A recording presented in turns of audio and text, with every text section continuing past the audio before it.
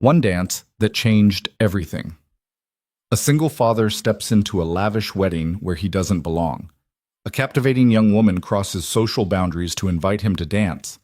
One unexpected moment ignites into something more powerful than either could imagine, completely transforming their futures. This is the story of Noah Carter, an ordinary high school teacher who found love and opportunity in the place he least expected it. Follow this emotional journey to the very end, and don't forget to hit like and leave a comment about what city you're watching from. I want to see how far this story travels. Noah Carter stood at the edge of the hotel ballroom, like a man who'd accidentally wandered into someone else's dream. Crystal chandeliers hung overhead, throwing soft gold light across marble floors so polished he could see his own uncertain reflection staring back. Round tables draped in ivory silk filled the space, each one topped with arrangements of white roses and peonies that probably cost more than his monthly rent. Somewhere near the front, a string quartet played something classical and unfamiliar. He tugged at his tie, a navy blue number he'd owned since college, and wondered, not for the first time that evening, what the hell he was doing here. "Dad, you're fidgeting again." Emma's voice cut through his thoughts.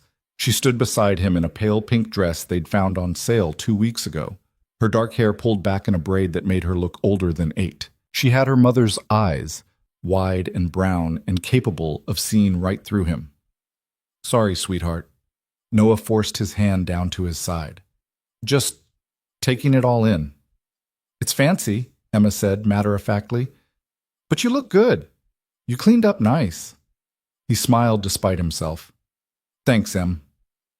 The wedding invitation had arrived 3 months ago, forwarded through the school district's internal mail system. "Marcus Webb and Jennifer Cole request the honor of your presence." Marcus had been one of Noah's students 5 years back, a quiet kid who'd struggled with algebra until Noah started staying late twice a week to help him through it. Apparently that had meant something, because when Marcus got engaged to a woman whose father owned half the commercial real estate in the city, Noah's name made the guest list. He almost didn't come. The thought of spending a Saturday evening surrounded by people he didn't know, making small talk he wasn't good at, had nearly been enough to send a polite decline. But Emma had found the invitation on the kitchen counter, and her face had lit up in a way he hadn't seen in months. "A real wedding, Dad. Can we go, please?" So here they were. The ceremony had been beautiful in that formal, slightly impersonal way these things often were. Noah and Emma had sat near the back, watching as Marcus, looking sharp in a tailored tuxedo that fit him like a second skin, exchanged vows with Jennifer, a stunning blonde in a dress that probably cost more than Noah's car. The whole thing had felt like watching a movie, something distant and unreal. Now, in the reception hall, that distance felt even wider. Waiters in crisp white shirts moved through the crowd with trays of champagne and hors d'oeuvres Noah couldn't pronounce. Guests clustered in groups, laughing and talking in the easy way people do when they all belong to the same world. The men wore expensive suits, the women cocktail dresses that shimmered under the chandelier light. Everyone looked comfortable. Everyone looked like they'd done this 100 times before. Noah had worn his best suit, the charcoal gray one he kept for parent-teacher conferences and funerals, and he still felt like he'd shown up in jeans. "You want to find our table?" he asked Emma. She nodded, and they made their way through the crowd. Their assigned seats were near the middle of the room, table 12, tucked between a group of what looked like Marcus's college friends and an older couple who introduced themselves as Jennifer's aunt and uncle from Connecticut. Everyone was polite. Everyone made the appropriate small talk. But Noah could feel the invisible lines being drawn, who belonged and who was just visiting. Dinner was served in courses. Some kind of salad with ingredients Noah didn't recognize. A soup that tasted expensive. A main course of beef tenderloin that was, admittedly, the best thing he'd eaten in months. Emma picked at her food, too distracted by the spectacle around her to have much appetite. "Can I have some cake later?"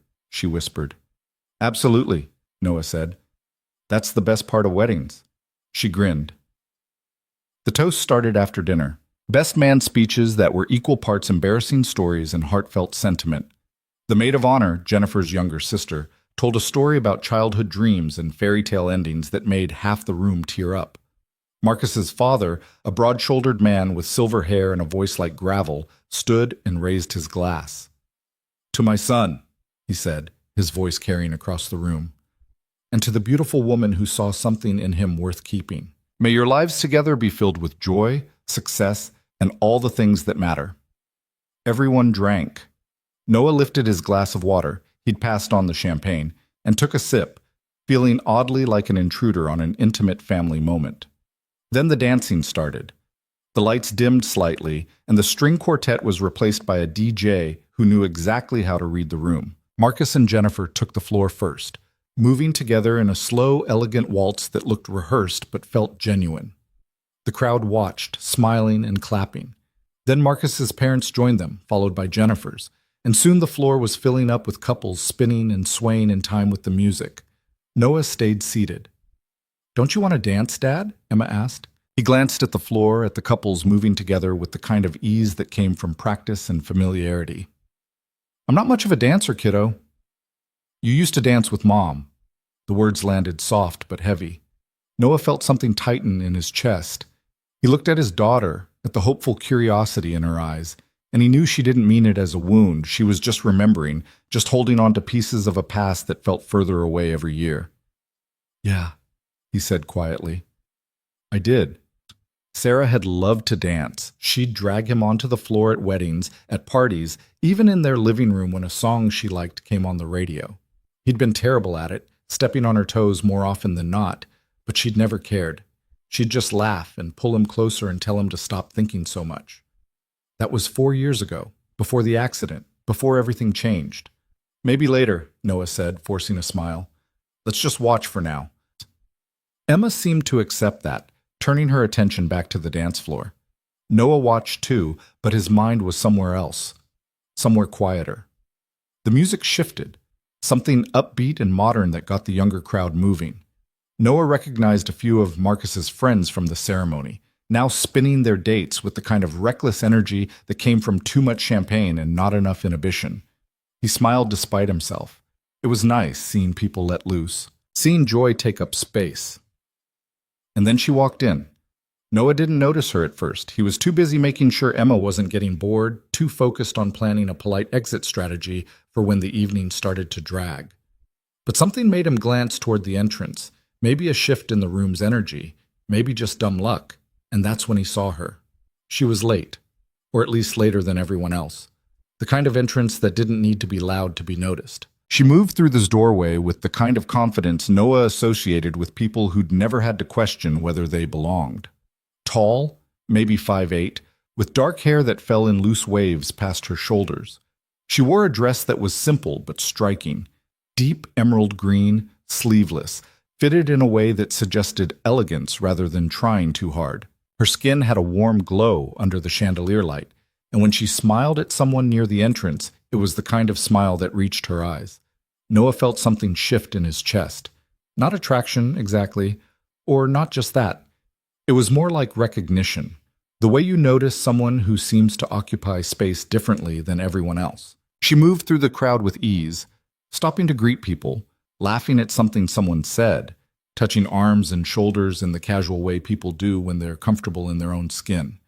She didn't look rushed. She didn't look nervous. She just looked present. Emma tugged at his sleeve. "Dad, who's that?" "I have no idea," Noah said honestly. The woman made her way toward the center of the room, pausing near the dance floor to watch the couples moving together. She stood alone, but she didn't look lonely, just observing, taking it in. And then, as if she could feel his gaze, she turned. Their eyes met across the crowded ballroom. Noah felt his breath catch. It was one of those ridiculous moments that only happen in movies, the kind where time slows down and the music fades, and nothing else exists except the person looking back at you. Except this was real. This was happening. And she wasn't looking away. She smiled. Not a polite social smile. Something warmer, something curious. Noah's first instinct was to look behind him, to check if she was actually looking at someone else. But there was no one there, just him and Emma, and the uncomfortable truth that this impossibly confident, impossibly beautiful woman was staring directly at him. She started walking. "Dad," Emma whispered. "She's coming over here." "I see that," Noah said, his voice tight. His mind raced. Did he know her? Was she one of Marcus's relatives? Someone from the bride's side? Maybe she was lost, looking for her table. Maybe she was... She stopped in front of him. Up close, she was even more striking. Her eyes were a shade of amber brown that seemed to shift in the light, and there was a small scar just above her left eyebrow that somehow made her more real. She smelled faintly of something floral and expensive. "Hi," she said. Her voice was warm, with a hint of amusement. "I'm Arya." Noah stood up so fast he almost knocked his chair over. "Noah, hi. Yeah, Noah." "Smooth, Carter, real smooth." Arya's smile widened. "Nice to meet you, Noah." She glanced at Emma. "And who's this?" "I'm Emma," his daughter said, suddenly shy. His daughter. "Emma, that's a beautiful name." Arya crouched slightly, bringing herself to Emma's eye level. "Are you having fun?" Emma nodded. "The cake looks really good." "The cake is amazing," Arya said seriously. "I had a bite earlier. Chocolate with raspberry filling, definitely worth the wait." Emma's eyes went wide. "Really?" "Really." Arya stood back up, her attention shifting to Noah. "I hope I'm not interrupting." "No, not at all," Noah said, trying to sound like a functioning adult. "We were just watching, the dancing." "It's nice, isn't it?" Arya glanced at the dance floor, then back at him. "Do you dance?" Noah felt his pulse spike. Not really. Not well, anyway." "That's not what I asked." Her smile turned playful. "I asked if you dance, not if you're good at it." He opened his mouth, closed it, had no idea what to say. Arya tilted her head slightly, studying him. "You look like you could use a break from sitting." "I'm fine, really. Dance with me." It wasn't a question. It was an invitation, clear and direct, and Noah felt the ground shift beneath him. "I don't think that's a good idea," he said, his voice coming out rougher than he intended. "I'm really not—" "Dad," Emma said quietly. "You should." He looked down at his daughter, startled. She was watching him with those big brown eyes, and there was something in her expression that looked almost hopeful. I don't—" "Mom would want you to," Emma said. "She'd tell you to stop being scared." The words hit like a punch to the chest. Not cruel, just true. Arya watched the exchange in silence, her expression softening. When Noah looked back at her, she didn't say anything. She just extended her hand. He stared at it. At the slim fingers, the neatly trimmed nails painted a subtle shade of burgundy. At the simple silver bracelet around her wrist. "One dance," Arya said gently. "If you hate it, you can come right back." Noah felt his heart hammering. Every instinct told him to decline politely, to sit back down and let the moment pass. But Emma was watching, and something in Arya's eyes, something patient and kind and completely undemanding, made him want to say yes. He took her hand.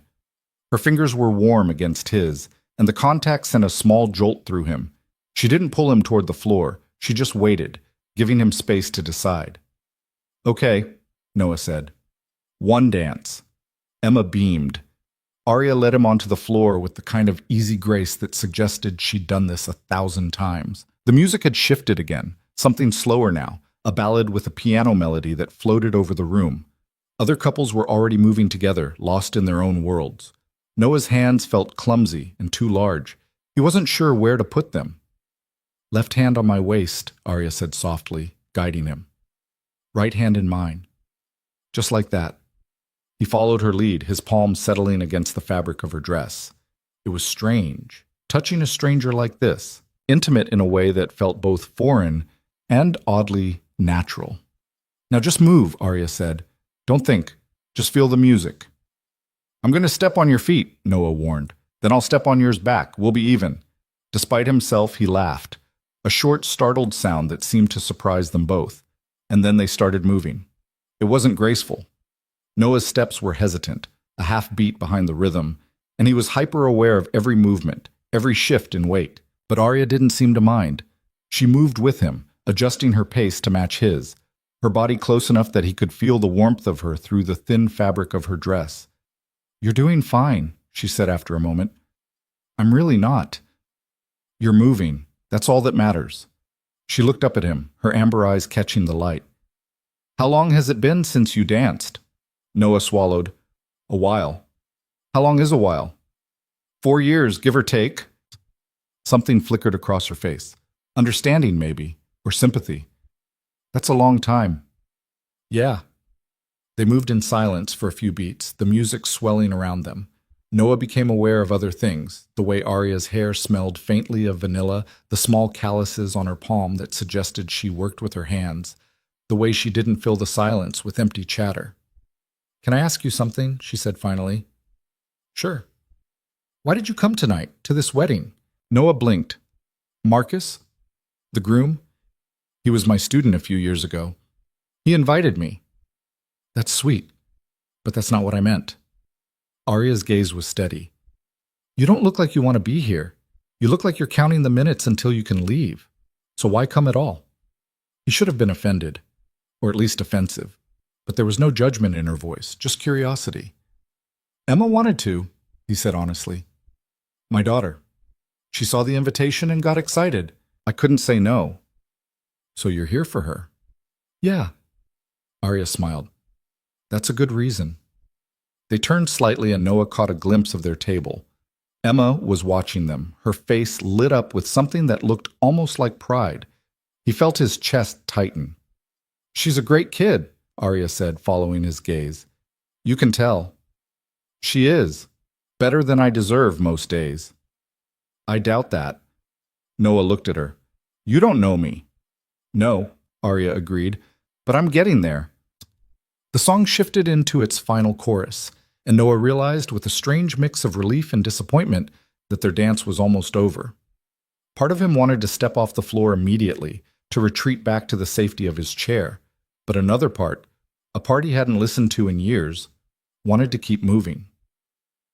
You're a teacher? Arya asked. High school. Math and physics. Do you like it? Most days. The kids can be tough, but... Trailed off, searching for words. It feels like it matters, what I do, even when it's hard. That's important, Arya said, doing work that matters. What about you? What do you do? Her smile turned slightly mysterious. I solve problems, connect people, make things happen that wouldn't happen otherwise. That's vague. I know. She didn't elaborate. The music ended. The couples around them began to separate, clapping politely for the band. Noah felt Arya's hand slip from his, and the absence of her warmth was startling.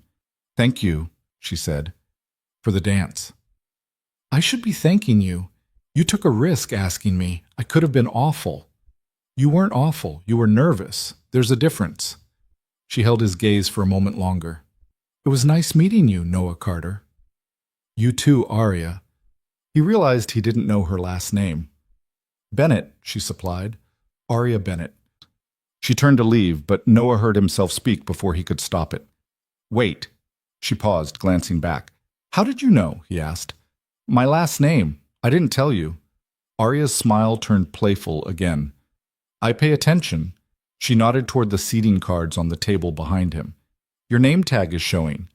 Noah glanced down and felt his face heat. Sure enough, the small place card with Noah Carter printed in elegant script was clearly visible. Right, he muttered. Of course. Enjoy the rest of your evening, Arya said. And then she was gone, disappearing back into the crowd with the same easy confidence she'd arrived with.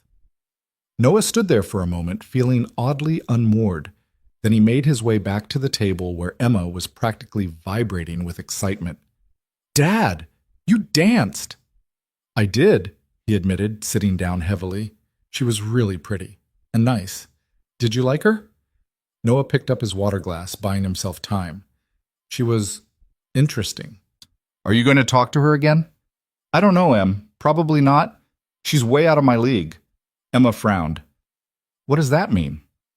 It means she's the kind of person who fits in places like this, and I'm not. But she asked you to dance, Emma pointed out, so maybe she doesn't care about that stuff. Noah looked at his daughter, at the stubborn set of her jaw that reminded him so much of Sarah. Maybe. The rest of the reception passed in a blur. The cake was served, 3 towering tiers of chocolate and raspberry that tasted even better than it looked. Emma got her slice and declared it the best thing she'd ever eaten. Guests continued to dance and drink and celebrate. Noah caught glimpses of Arya throughout the evening, talking with the bride's family, laughing with a group near the bar, always moving, always present, but she didn't come back to their table. He told himself he wasn't disappointed. Around 9:30, Emma started yawning. Noah took that as their cue to leave. They said their goodbyes to Marcus, who pulled Noah into a hug and thanked him again for coming. "It meant a lot, Mr. Carter," Marcus said, "having you here. You changed my life back in high school. I wouldn't be where I am without you." Noah felt a lump in his throat. "You did the work, Marcus. I just showed you the way." "Still, thank you." They made their way out of the ballroom and through the hotel's grand lobby. Outside, the night air was cool and refreshing after the warmth of the reception hall. Noah took a deep breath, feeling some of the tension drain from his shoulders. "That was fun," Emma said as they walked toward the parking garage. "Yeah? You had a good time?" "The best." She was quiet for a moment. "Dad? Yeah? I'm glad you danced, even if it was scary." Noah stopped walking. He crouched down to Emma's level, looking into those brown eyes that had seen too much loss for someone so young. "Me too, sweetheart," he said softly. "Me too." They drove home through quiet streets, Emma falling asleep in the back seat before they'd even made it out of downtown. Noah carried her up to their apartment, a modest two-bedroom in a complex that had seen better days but was clean and safe. He got her into bed, still in her pink dress, and pulled the covers up to her chin. She stirred slightly. "Love you, Dad." "Love you too, Em." Back in his own room, Noah changed out of his suit and into sweatpants and an old t-shirt. He sat on the edge of his bed, suddenly exhausted. The events of the evening played back through his mind on a loop. The elegant ballroom, the expensive dinner, the moment when Arya had turned and looked at him across the crowd. "Dance with me." He could still feel the phantom warmth of her hand in his, the way her body had moved against his as they'd swayed to the music. It had been terrifying. It had been awkward. And it had been the first time in 4 years he'd felt something other than grief or exhaustion. Noah's phone buzzed on his nightstand. He picked it up, expecting a message from one of the other teachers about Monday's staff meeting. Instead, it was a Facebook notification, a friend request, from Arya Bennett. His heart kicked against his ribs. He stared at the screen, at the small profile picture showing Arya in casual clothes, laughing at something off camera. Her profile was mostly private, but he could see that she worked for something called Bennett Strategic Consulting and had gone to Columbia. He should ignore it. That would be the smart thing to do. This woman was clearly out of his league, living in a world he barely understood. One dance didn't mean anything. It was just a nice moment at a wedding, nothing more. But his finger was already moving, tapping the accept button before his brain could catch up. A message appeared immediately. Arya. "Hi. I hope this isn't too forward. I realized after we finished dancing that I didn't get a chance to really talk to you. Would you be open to grabbing coffee sometime? No pressure, just conversation." Noah stared at the message for a full minute, then another. His hands felt sweaty. This didn't make sense. Women like Arya didn't message high school teachers at 10 o'clock on a Saturday night asking them to coffee. They didn't cross social boundaries like that. They didn't look twice at guys in off-the-rack suits who couldn't dance. He typed out 3 different responses and deleted them all. Finally, he settled on, "Sure. When works for you?" He hit send before he could second-guess himself. 3 dots appeared immediately, indicating she was typing. Arya. "Tomorrow? There's a place called Rowan's on 5th Street. 1 o'clock?" Noah knew Rowan's. It was one of those trendy coffee shops with exposed brick and artisanal everything. He'd never been inside. Noah. "I'll be there." Arya. "Perfect. Looking forward to it." "And Noah?" Noah. "Yeah?" Arya. "You're a better dancer than you think." He set his phone down, his pulse racing. Then he picked it back up and read the exchange again, making sure it was real. It was real. Noah lay back on his bed, staring at the ceiling. Tomorrow was Sunday. He'd need to find someone to watch Emma for a couple hours. Maybe Mrs. Patterson from down the hall. She loved Emma and was always offering to babysit. He'd need to figure out what to wear. Something casual, but not too casual. He'd need to... He was getting ahead of himself. This was just coffee. Just conversation. Arya had probably invited dozens of people to coffee. It didn't mean anything, except his hands were still shaking slightly, and he couldn't stop the small smile that kept tugging at his lips. 4 years. 4 years of going through the motions, of waking up and getting Emma to school and teaching his classes and coming home and doing it all over again. 4 years of telling himself that this was enough, that he didn't need anything more than being a good father and a decent teacher.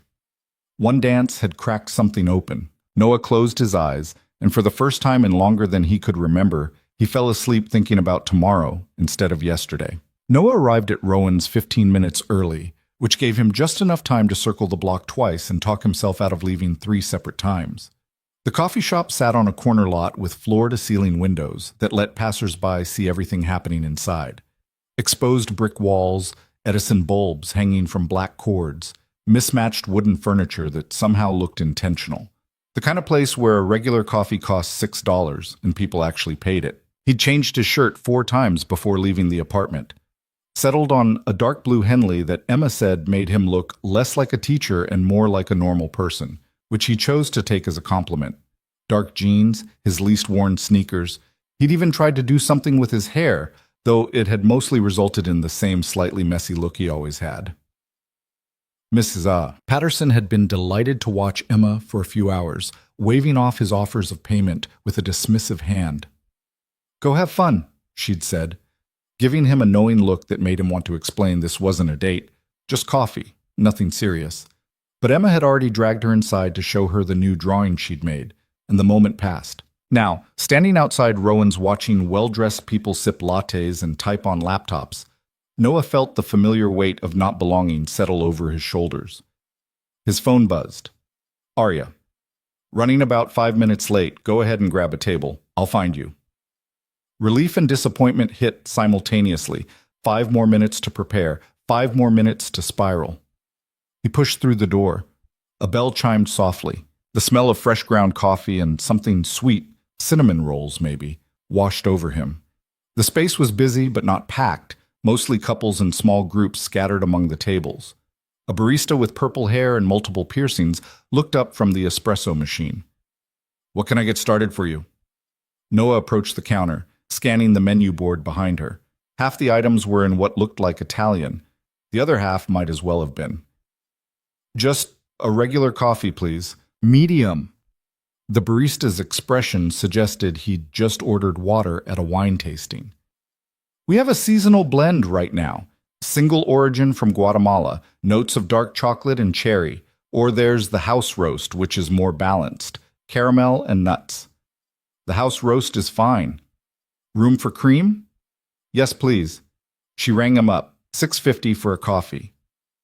Noah handed over a 10 and tried not to wince. He found a table near the window, far enough from the counter to have some privacy, but not so tucked away that Arya would have trouble spotting him. The chair wobbled slightly when he sat down. He tested his coffee, hot, strong, actually pretty good, and checked his phone for the 3rd time in as many minutes.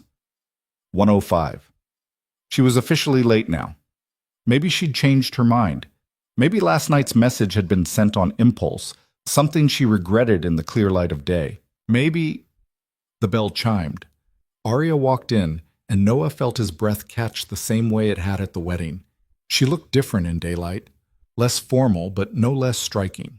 Dark jeans that fit like they'd been tailored specifically for her, a cream-colored sweater that looked soft and expensive, leather jacket slung over one arm. Her hair was pulled back in a loose ponytail, and she wore minimal makeup. Somehow she managed to look both casual and put together in a way Noah had never mastered. She spotted him immediately and smiled. "Sorry I'm late," she said, sliding into the chair across from him. "Client call ran over." "It's fine. I just got here." A lie, but a small one. "I'm going to grab something. Do you need anything?" "I'm good. Thanks." She disappeared to the counter, and Noah used the 30 seconds to try to calm his racing pulse. This was just coffee, just conversation. Nothing to be nervous about. Arya returned with something that looked more like a dessert than a drink. Layers of espresso and foam and what might have been caramel. She settled into her chair and wrapped both hands around the cup.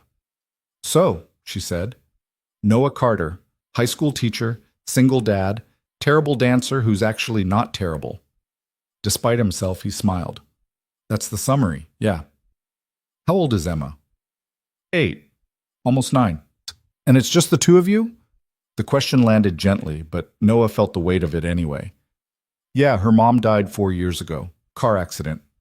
Arya's expression shifted. Not pity, he'd learned to recognize pity, but something closer to understanding. I'm sorry. Thank you. That must be hard, doing it alone. Some days are harder than others. Noah took a sip of his coffee. But Emma makes it easier. She's the best thing I've ever done. I could tell. The way she looked at you last night. That's not something you can fake. What about you? Noah asked, wanting to shift the focus. Do you have kids? No, I'm married to my work, basically. Arya's smile turned self-deprecating. Which sounds sad when I say it out loud, but it's true. What exactly do you do? You were pretty vague last night. I run a consulting firm, Bennett Strategic. We help companies and nonprofits figure out their problems and implement solutions. Organizational development, strategic planning, that kind of thing. Noah processed this. So you're your own boss. For better or worse, started the company 6 years ago, just me and a laptop in my apartment. Now we've got an office downtown and 12 employees. That's impressive, Arya shrugged. It's a lot of work, but it's mine, you know? Every success, every failure, it all comes back to me. I like that. The accountability. Noah could respect that. He'd never had the entrepreneurial drive. Teaching had been his calling since college. But he understood the appeal of building something from nothing. How did you end up at the wedding? He asked. Are you friends with Marcus or Jennifer? Jennifer's family, actually. Her father, Richard Cole, is one of my clients. We've worked together on a few projects over the years. When Jennifer got engaged, Richard insisted I come to the wedding. She paused. I almost didn't. I'm not great at these big social events. Too much small talk. You seemed pretty comfortable to me. That's practice. When you run a business, you learn to fake comfort even when you're dying inside. She took a sip of her drink. Last night was different, though. Different how? I don't know. Usually at these things, I'm in work mode the whole time, networking, making connections, thinking about how every conversation could lead to something useful. She met his eyes. But when I saw you sitting there with your daughter, looking like you'd rather be anywhere else, I don't know. I just wanted to talk to you. Noah felt heat creep up his neck. I wasn't that obvious, was I? You were very obvious, and her smile was warm. But in a way that felt honest. Everyone else there was performing. You were just being real. I didn't think I belonged, Noah admitted. Still don't really. Why not? Come on, look at that place. Look at the people there. I'm a high school teacher who drives a 12-year-old Honda and buys his suits at outlet stores. That's not my world. Arya leaned forward slightly. Can I tell you something? Half the people in that room are drowning in debt trying to maintain appearances. The other half inherited their money and have never worked a real day in their lives. You? You do work that actually matters. You shape young minds. You're raising a daughter on your own. That's worth more than anything happening in that ballroom. Noah didn't know what to say to that. He stared down at his coffee, feeling something uncomfortable and warm settle in his chest. Sorry, Arya said after a moment. That was probably too much. I have a habit of being too direct. No, it's... Thank you. I just don't hear things like that very often. You should. They sat in comfortable silence for a moment, the noise of the coffee shop filling the space between them. Someone laughed at a nearby table. The espresso machine hissed. Outside, people walked past the windows, lost in their own Sunday afternoons. Can I ask you something? Noah said. Sure. Why did you message me? Last night, we danced for one song. You don't know me. Arya considered this, her fingers tracing the rim of her cup. Honestly? I'm not entirely sure. I don't usually do things like that, but there was something about the way you moved when you thought no one was watching. The way you looked at your daughter, the way you didn't try to impress me or put on a show. She paused. You seemed real, and I don't meet a lot of real people in my line of work. I'm not that interesting. I disagree. She took another sip. Tell me about teaching. What do you love about it? So Noah told her. About the moment when a struggling student finally grasps a concept they'd been wrestling with for weeks. About the kids who came from broken homes and found stability in his classroom. About the small victories that kept him going when the bureaucracy and the budget cuts and the standardized testing threatened to crush his spirit. Arya listened intently, asking questions that showed she was actually paying attention. She didn't check her phone once, didn't let her attention wander, just listened like what he was saying actually mattered. "You're good at this," Noah said, eventually. "At what?" "Making people feel heard. It's part of the job. But with you, it's not work. I'm genuinely curious." "About what?" "My life isn't exactly exciting. Maybe not by some standards, but you're doing something important, something that lasts." She leaned back in her chair.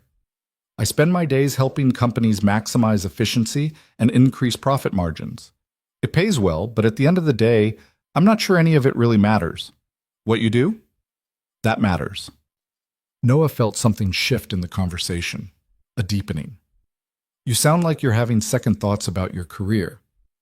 "Not second thoughts exactly, more like questions about what I want the next chapter to look like." Arya's expression turned thoughtful. "I built something I'm proud of, but lately I've been thinking about impact, about whether I'm using my skills for the right things." "What would the right things be?"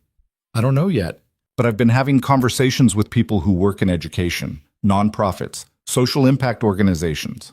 She paused, seeming to weigh her next words carefully. "Actually, that's part of why I wanted to talk to you." Noah felt a small flutter of uncertainty. "What do you mean?" "One of my current projects is with an education foundation, the Riverside Initiative. They work with underserved school districts, providing resources and support for teachers who want to expand their impact beyond the traditional classroom. Curriculum development, teacher training programs, that kind of thing." "Okay. They're looking for experienced educators to join their team, people who actually know what it's like in the classroom, who understand the challenges teachers face." Arya's gaze was steady. "When I met you last night when you talked about your work, I could tell you're exactly the kind of person they need." Noah's stomach dropped. "Are you offering me a job?" "Not exactly. I'm not with the foundation. I'm just consulting with them. But I could make an introduction, set up a conversation, no pressure, no obligations, just a chance to learn about what they do and see if it might be interesting to you." He sat back, his mind racing. "I don't understand. You don't even know me. We met yesterday." "I know. And I realize this is coming out of nowhere. But I've been doing this work for 6 years, Noah. I've interviewed hundreds of people, assessed dozens of organizations. I've gotten pretty good at recognizing when someone has what it takes." She held his gaze. "You have it.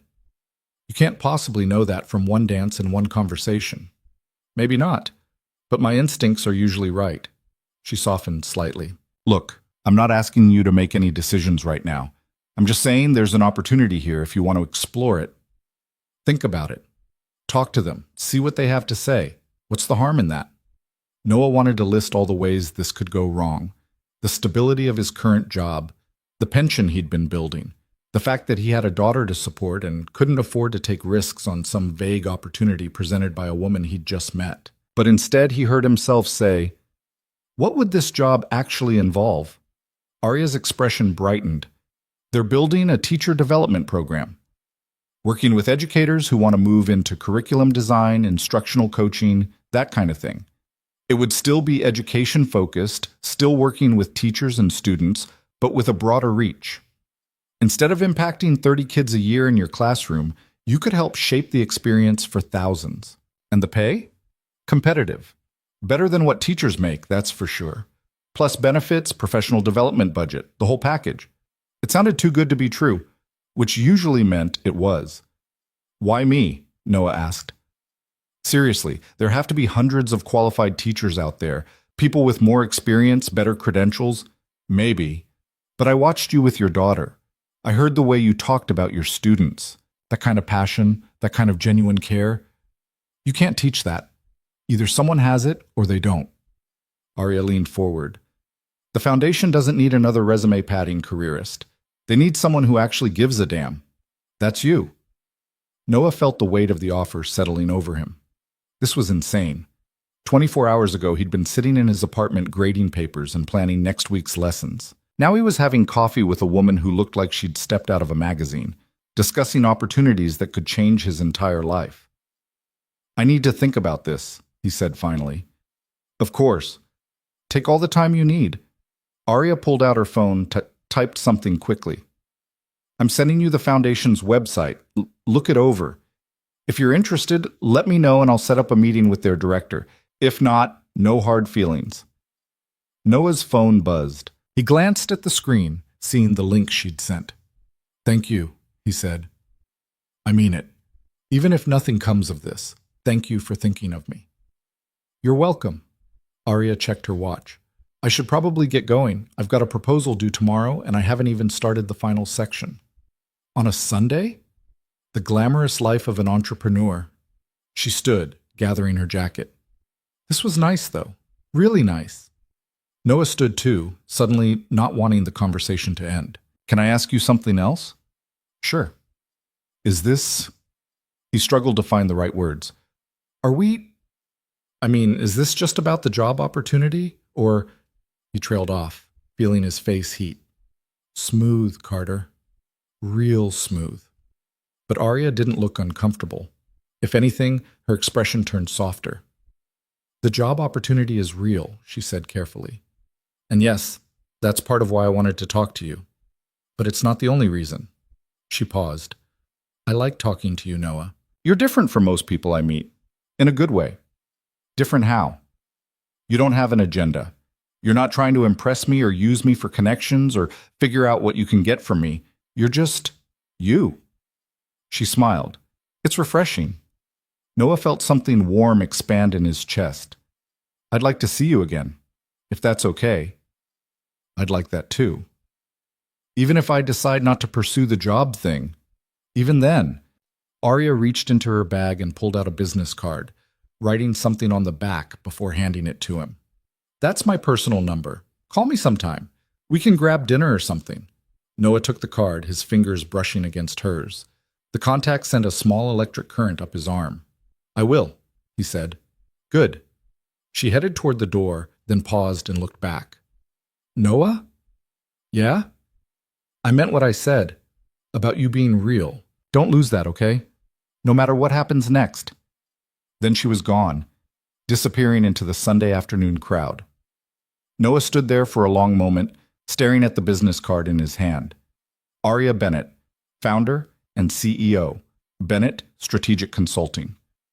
Below that, in neat handwriting, Arya, 555-0147.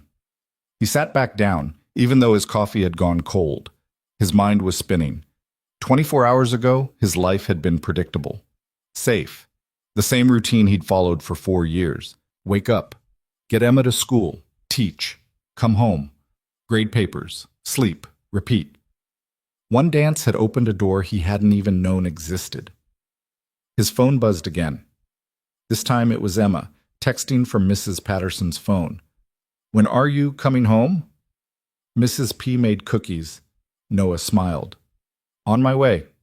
Save me one." "Too late. Already ate them all. You monster."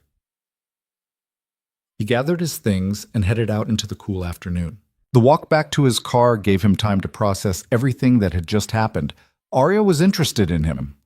Not just professionally, though the job opportunity was real enough, but actually interested in him.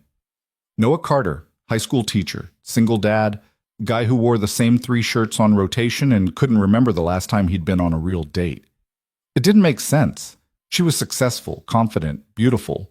She ran her own company. She moved through the world like she owned it. And he was him. But she'd asked him to call. She'd given him her personal number. She'd said she liked talking to him. Noah reached his Honda, 12 years old, a dent in the rear bumper from when he'd backed into a pole in the school parking lot, and climbed inside. Before starting the engine, he pulled out his phone and opened the link Arya had sent. The Riverside Initiative's website loaded. Professional design, clean layout. Photos of classrooms and teachers, students engaged in projects that looked nothing like the standardized test prep Noah spent most of his time on. Their mission statement talked about transforming education from the inside out, empowering teachers to become leaders and change makers. It looked legitimate, impressive even. Noah scrolled through the staff bios. The executive director had a PhD from Stanford and 20 years of experience in education policy. The program coordinators all had teaching backgrounds. They worked with districts across 3 states, ran summer institutes, published research. This was real. The opportunity was real, and it terrified him. Noah had spent 4 years playing it safe, taking care of Emma, keeping his head down, not rocking the boat. The idea of jumping into something new, something uncertain, felt like standing on the edge of a cliff. But there was another part of him, a part he'd been ignoring for a long time, that felt something else. Excitement, possibility, the sense that maybe, just maybe, there was more to life than just getting through each day. He drove home, his thoughts a tangle of questions and possibilities. When he walked into his apartment, Emma launched herself at him. "Did you have fun?" "I did, yeah." "Was it a date?" Noah hesitated. "It was coffee with a friend." "Mrs. Patterson says when a man and a woman have coffee alone, it's a date." "Mrs. Patterson talks too much." Emma grinned. "Are you going to see her again?" "Maybe. I don't know." "You should. You looked happy when you came in. You don't look happy very much." The observation hit harder than it should have. Noah pulled his daughter into a hug, feeling the familiar ache of wanting to be enough for her and knowing he probably wasn't. "I'm happy, Em. I promise." "Okay." She pulled back. "Can we watch a movie?" "Sure. What do you want to watch?" They settled on the couch with some animated thing Emma had seen a dozen times. Noah tried to focus on the screen, but his mind kept drifting back to the coffee shop, to Arya's smile, to the business card in his pocket, to the possibility that his carefully constructed life might be about to change. That night, after Emma was asleep, Noah sat at his kitchen table with his laptop open. The Riverside Initiative's website was pulled up in one tab. His school district's employee portal was open in another, showing his salary information, his benefits package, his tenure status. On paper, leaving made no sense. He had job security, a pension building, insurance that actually covered what it needed to. The unknown was risky, stupid even, but he kept thinking about what Arya had said, about impact, about using his skills for something bigger than just his classroom. He thought about the kids he'd taught over the years, the ones who'd gone on to college, to good jobs, to lives better than the ones they'd been born into. He'd made a difference for them. He knew that.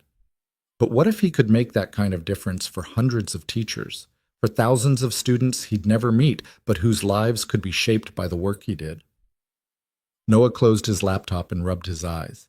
He needed to talk to someone about this. Someone who would give him honest advice without judgment. He picked up his phone and scrolled through his contacts, landing on a name he hadn't called in months. Jason Park had been his roommate in college, his best man at his wedding, the person who'd shown up at the hospital the night Sarah died and just sat with him in silence for 6 hours. Jason answered on the second ring. "Noah Carter. To what do I owe this late-night honor? Sorry, is this a bad time? I'm watching highlights of a game from 3 weeks ago. Your timing is perfect." Jason's voice shifted, concern creeping in. "Everything okay? Emma all right?" "Yeah, everyone's fine. I need to talk something through." "Shoot." So Noah told him about the wedding, about Arya, about the dance and the coffee, and the job opportunity that seemed too good to be true. He laid it all out, not holding anything back. Jason was quiet for a moment after Noah finished. Then, "Holy shit, man. Yeah. So let me get this straight. You went to a wedding, met a gorgeous, successful woman who asked you to dance, and now she's offering to help you land a better job and also wants to see you again?" "That's the summary, yeah." "And you're calling me because I don't know what to do. This all feels too fast, too good. Like I'm missing something." Jason sighed. "Noah, I say this with love. You've been living in a cave for 4 years. You've been so focused on just surviving, on taking care of Emma and getting through each day, that you forgot how to actually live. That's not fair. It's completely fair, and it's not a criticism. What you've done, raising Emma alone, keeping your shit together, that's heroic. But you can't just exist in survival mode forever. At some point, you have to let yourself want things again." Noah felt something tighten in his throat. "What if I screw it up?" "Then you screw it up." but at least you tried. At least you took a chance on something instead of just letting life happen to you. I have Emma to think about. I can't afford to take risks. The job sounds legit, right? Good organization, better pay? Yeah. So what's the real risk? That you might actually be happy. That you might find something better than what you have now. Noah didn't answer. Look, Jason said, his voice softening. I'm not saying jump into anything blindly. Do your research. Talk to the foundation people. Make sure it's real, but don't talk yourself out of it just because you're scared. Sarah wouldn't want that for you. The mention of Sarah's name sent a familiar ache through Noah's chest. How do you know what Sarah would want? Because she told me. After you two got engaged, she pulled me aside and made me promise that if anything ever happened to her, I'd make sure you didn't stop living. She said you had a tendency to overthink everything, to play it safe. She made me swear I'd kick your ass if you ever forgot how to take chances. Noah felt tears prick at his eyes. He hadn't known that. Sarah had never mentioned it. So consider this me keeping that promise, Jason continued. Call the foundation. Go on an actual date with this woman. Let yourself want something more than just getting through each day. You deserve that, Noah. Emma deserves to see her dad actually happy, not just functioning. They talked for a while longer, about nothing and everything. When Noah finally hung up, it was past midnight. He should have been exhausted, but instead he felt wired, awake in a way he hadn't been in years. He pulled out Arya's business card and stared at the handwritten number. Then, before he could talk himself out of it, he sent a text. Noah, thank you for today. I had a really good time.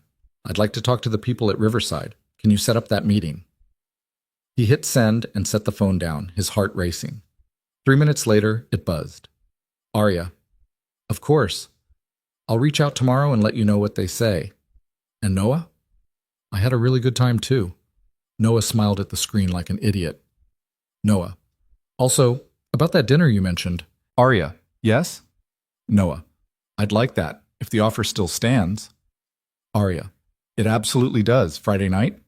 Noah, Friday's perfect. Arya, it's a date. Noah set his phone down and leaned back in his chair, staring at the ceiling. A date. An actual date. With a woman who made him nervous and excited and alive in a way he'd forgotten he could feel. And a job interview with an organization that could change everything. He thought about Emma, asleep down the hall. About the life they'd built together, safe and stable and small. About the possibility of something bigger. For 4 years he'd been treading water, just trying to keep his head above the surface. Maybe it was time to actually swim. The week crawled by like something wounded.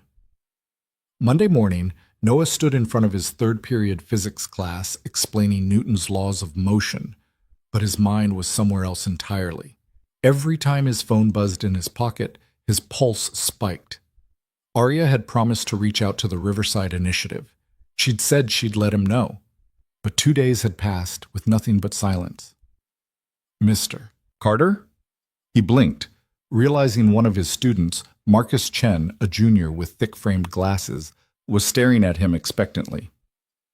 Sorry, what was the question? I asked if you could explain the formula again, for calculating force. Noah turned back to the whiteboard, writing out F equals ma in letters that felt shaky. Force equals mass times acceleration. The greater the mass or the acceleration, the greater the force required to move an object.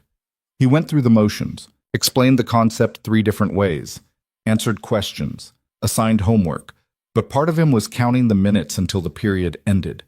At lunch, he sat in the teacher's lounge with a sandwich he'd made at 6 that morning and couldn't bring himself to eat. Rachel Morrison, who taught English down the hall, dropped into the chair across from him. You look like hell, she said cheerfully. Thanks, Rachel. You always know what to say. Seriously, though, you okay? You've been weird all week. Noah considered telling her. Rachel was one of the few people at the school he actually trusted, but the words felt too big, too uncertain. Just thinking about some stuff, he said finally. Stuff like career stuff, life stuff. Rachel's eyebrows went up. Noah Carter thinking about life stuff? Are you dying? Is this a bucket list situation? I'm not dying. Then what? He sighed. If someone offered you a different job, better pay, bigger impact, but way less stability. Would you take it? Rachel was quiet for a moment, chewing her turkey wrap. Depends. What's the job? Education consulting, working with a foundation that develops teacher training programs. Huh. She studied him. You get an offer? Not yet. Maybe. I don't know. But you're thinking about it. I'm thinking about a lot of things. Rachel leaned back in her chair. Look, I love teaching. You know I do. But I'd be lying if I said I haven't thought about getting out. The pay's shit. The administration doesn't give a damn about us. And every year they pile on more standardized testing and less actual teaching. She paused. If someone offered me a way to make a difference without dealing with all that bureaucratic garbage, I'd at least listen. Noah nodded slowly. Yeah, that's kind of where I'm at. So listen, see what they have to say. Worst case, you decide it's not for you and nothing changes. And best case? Best case, you find something better, something that doesn't make you look like you've aged 10 years in the past 4. Jesus, Rachel. What? I'm just being honest. She stood, gathering her lunch trash. Whatever you decide, just make sure it's actually what you want, not what you think you should want. There's a difference. That night, after Emma was asleep, Noah sat on his couch with a beer he wasn't drinking and stared at his phone. Still nothing from Arya. Maybe she'd reconsidered. Maybe the people at Riverside had looked at his resume and laughed. Maybe... The phone rang. Arya's name appeared on the screen. Noah nearly dropped the phone in his haste to answer. Hello? Hey. Her voice was warm, slightly breathless. Sorry for calling so late. Just got out of a meeting that went way longer than it should have. It's fine. I wasn't doing anything. I have good news. I talked to Dr. Sarah Chen at Riverside. She's the executive director. I told her about you and she wants to meet. Noah's stomach flipped. Really? Really? I sent her your resume. Hope that's okay. I pulled it from the school district's website, and she was impressed. She said your experience is exactly what they're looking for. When does she want to meet? Thursday afternoon, 3 o'clock. Their office is downtown, corner of 5th and Market. Arya paused. Are you free? Noah thought about his schedule. Thursday he had classes until 2:30, then planning period. He could make it work. Yeah, I can do that. Perfect. I'll email you the details. Another pause. How are you feeling about this? Terrified, Noah admitted. Also kind of excited. Mostly terrified. Arya laughed softly. That's probably the right reaction. Big decisions should feel scary. What if I'm not what they're looking for? What if I get there and realize I'm in over my head? Then you'll know. But Noah, you need to stop doubting yourself. You're good at what you do. I could see that just from watching you for an hour. Dr. Chen is going to see it too. Noah wanted to believe her. Thanks for setting this up. You didn't have to. I wanted to. And hey, we still on for Friday? Absolutely. Good. I'm looking forward to it. Her voice softened. Try not to stress too much about Thursday, okay? Just be yourself. That's more than enough. After they hung up, Noah sat in the quiet of his apartment, feeling the weight of what was coming. 2 days until the interview, 3 until his date with Arya. Everything was moving fast, too fast maybe, but he couldn't seem to make himself want it to slow down. Wednesday evening, Noah stood in front of his closet trying to figure out what the hell you wear to an interview at an education foundation. His suits were all variations of the same theme, conservative, slightly worn, purchased from places with the word outlet in the name. Would that read as professional or desperate? Dad, you're overthinking again. Emma stood in his doorway, watching him with that knowing expression she'd inherited from her mother. I just want to make it a good impression. You will. You're smart and nice and good at your job. They're going to like you. How do you know? Because everybody likes you. Your students like you. The other teachers like you. Even Mrs. Patterson likes you, and she doesn't like anyone. Noah smiled despite his nerves. When did you get so wise? I was born this way. Emma came into the room and stood next to him, surveying the closet. Wear the dark blue one, with the white shirt. No tie. No tie? Ties are for funerals and parent-teacher conferences. This is different. He decided to trust her. 8-year-olds had better instincts than people gave them credit for. Thursday afternoon arrived with the kind of bright autumn sunshine that made everything feel possible and precarious at the same time. Noah left school at 2:45, ignoring the curious look from Rachel as he hurried out. The drive downtown took 20 minutes in traffic that seemed personally designed to spike his blood pressure. The Riverside Initiative's office was in a renovated warehouse building, all exposed brick and industrial windows. The kind of space that probably cost a fortune but looked deliberately unfinished. Noah checked his reflection in the glass door. Dark blue suit, white shirt, no tie, hair doing its usual messy thing, no matter how much product he'd used, and took a breath before walking inside. The reception area was bright and open. Photographs of classrooms and students covered one wall. On another, a mission statement was painted in letters 2 feet tall. Transforming education through teacher leadership. A young woman at the front desk looked up as he entered. "Can I help you?" "I have a meeting with Dr. Chen, Noah Carter." "Of course, she's expecting you. 3rd floor, take the elevator and turn left. Her office is at the end of the hall." Noah thanked her and headed for the elevator, his heart doing something complicated in his chest. The 3rd floor was just as bright as the lobby, with an open floor plan and people working at desks scattered throughout the space. Some looked up as he passed. Most were too absorbed in their work to notice. Dr. Chen's office was at the end of a hallway lined with more photographs. The door was open. A woman in her early 50s sat behind a desk covered in papers and coffee cups, talking rapidly on her phone. She had short gray hair, kind eyes behind stylish glasses, and the kind of energy that suggested she'd had 4 espressos for breakfast. She spotted Noah and held up one finger. "Just a minute." He waited in the doorway, trying not to look like he was eavesdropping on a conversation about budget allocations and grant deadlines. Finally, Dr. Chen hung up and stood, extending her hand. "Noah Carter, thank you for coming. I'm Sarah Chen, though everyone here just calls me Dr. Chen because apparently formality makes people feel better about my constant meddling." Her handshake was firm, her smile was genuine. "Thank you for seeing me," Noah said. "Please sit. Can I get you anything? Water? Coffee?" "Fair warning, the coffee here is terrible, but it's caffeinated." "I'm good, thanks." Dr. Chen settled back into her chair, pulling his resume from a stack of papers.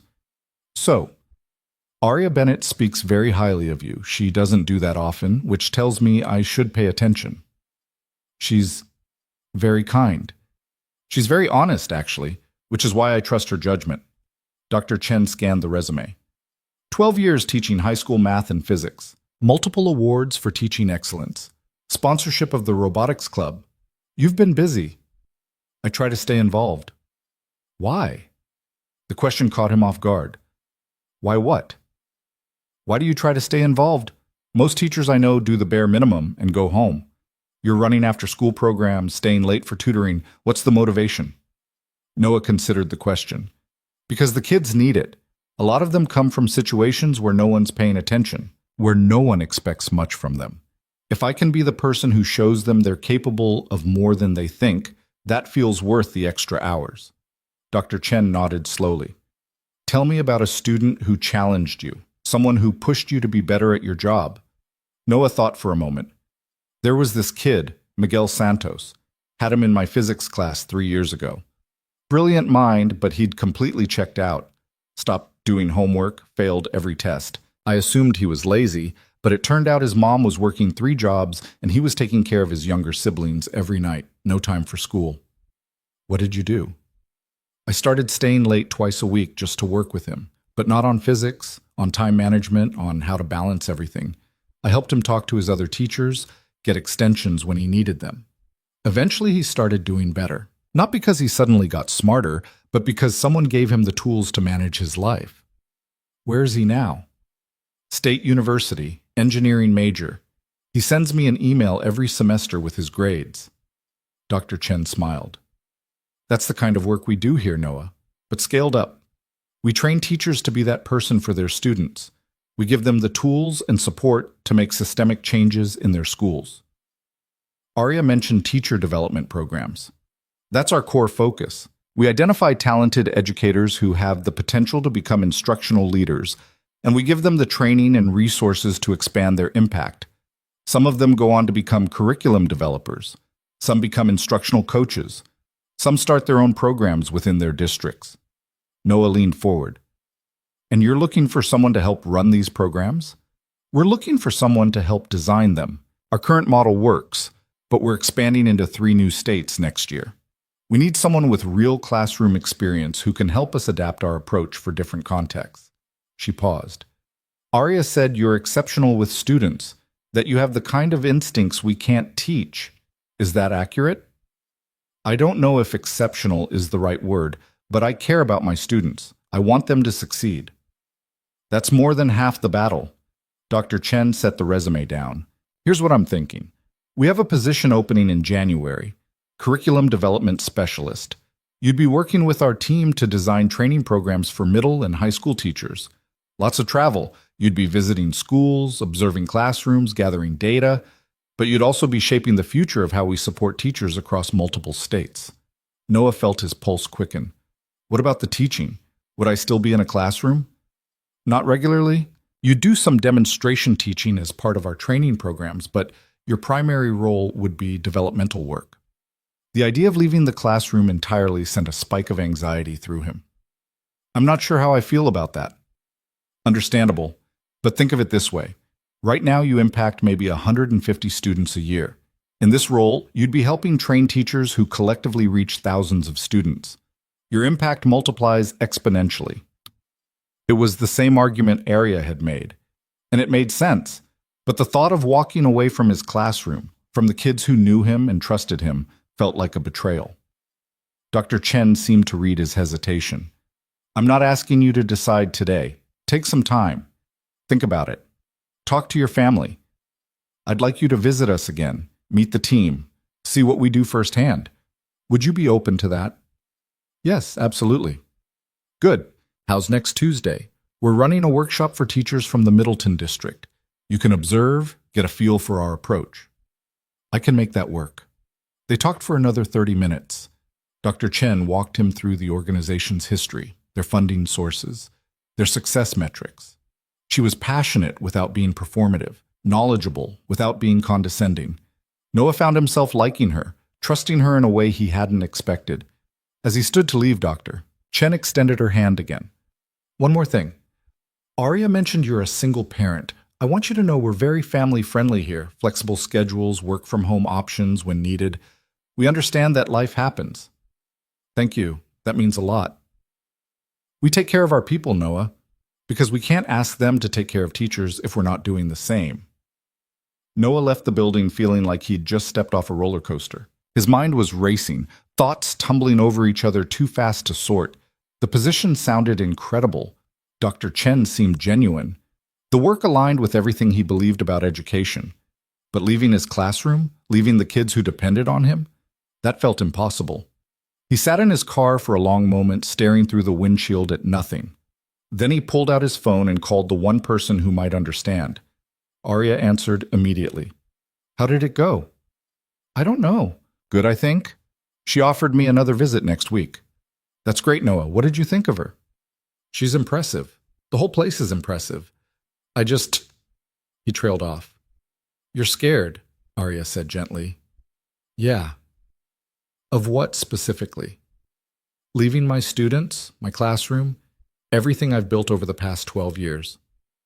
That makes sense. Change is terrifying. What if I'm not good at this? What if I'm only good at teaching high school kids and everything else is just wishful thinking? Arya was quiet for a moment.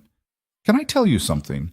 When I started my company, I was 26 years old with a business degree and absolutely no idea what I was doing. I spent the first year convinced I was going to fail. Every client meeting, every proposal, I thought they'd figure out I was a fraud. What changed? I stopped waiting to feel ready. I realized that competence comes from doing, not from feeling confident before you start. She paused. You're good at teaching because you care and you're willing to do the work. Those qualities don't disappear just because the context changes. Noah felt some of the tension ease. You're good at this pep talk thing. I've had practice. Running a business means constantly convincing people, including yourself, that impossible things are actually possible. I'll think about it. The Tuesday visit. Good. And Noah? Yeah? I'm proud of you for even considering this. A lot of people wouldn't have the courage. After they hung up, Noah sat in the parking garage and let himself feel everything at once, the fear and the excitement, and the crushing weight of making a decision that could change everything. His phone showed 4:30.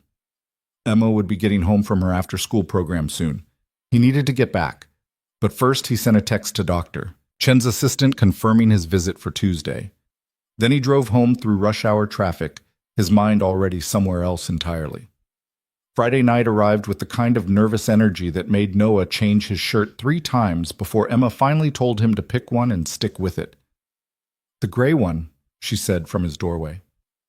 "It makes you look nice." "Nice like what?" "Like someone who goes on dates."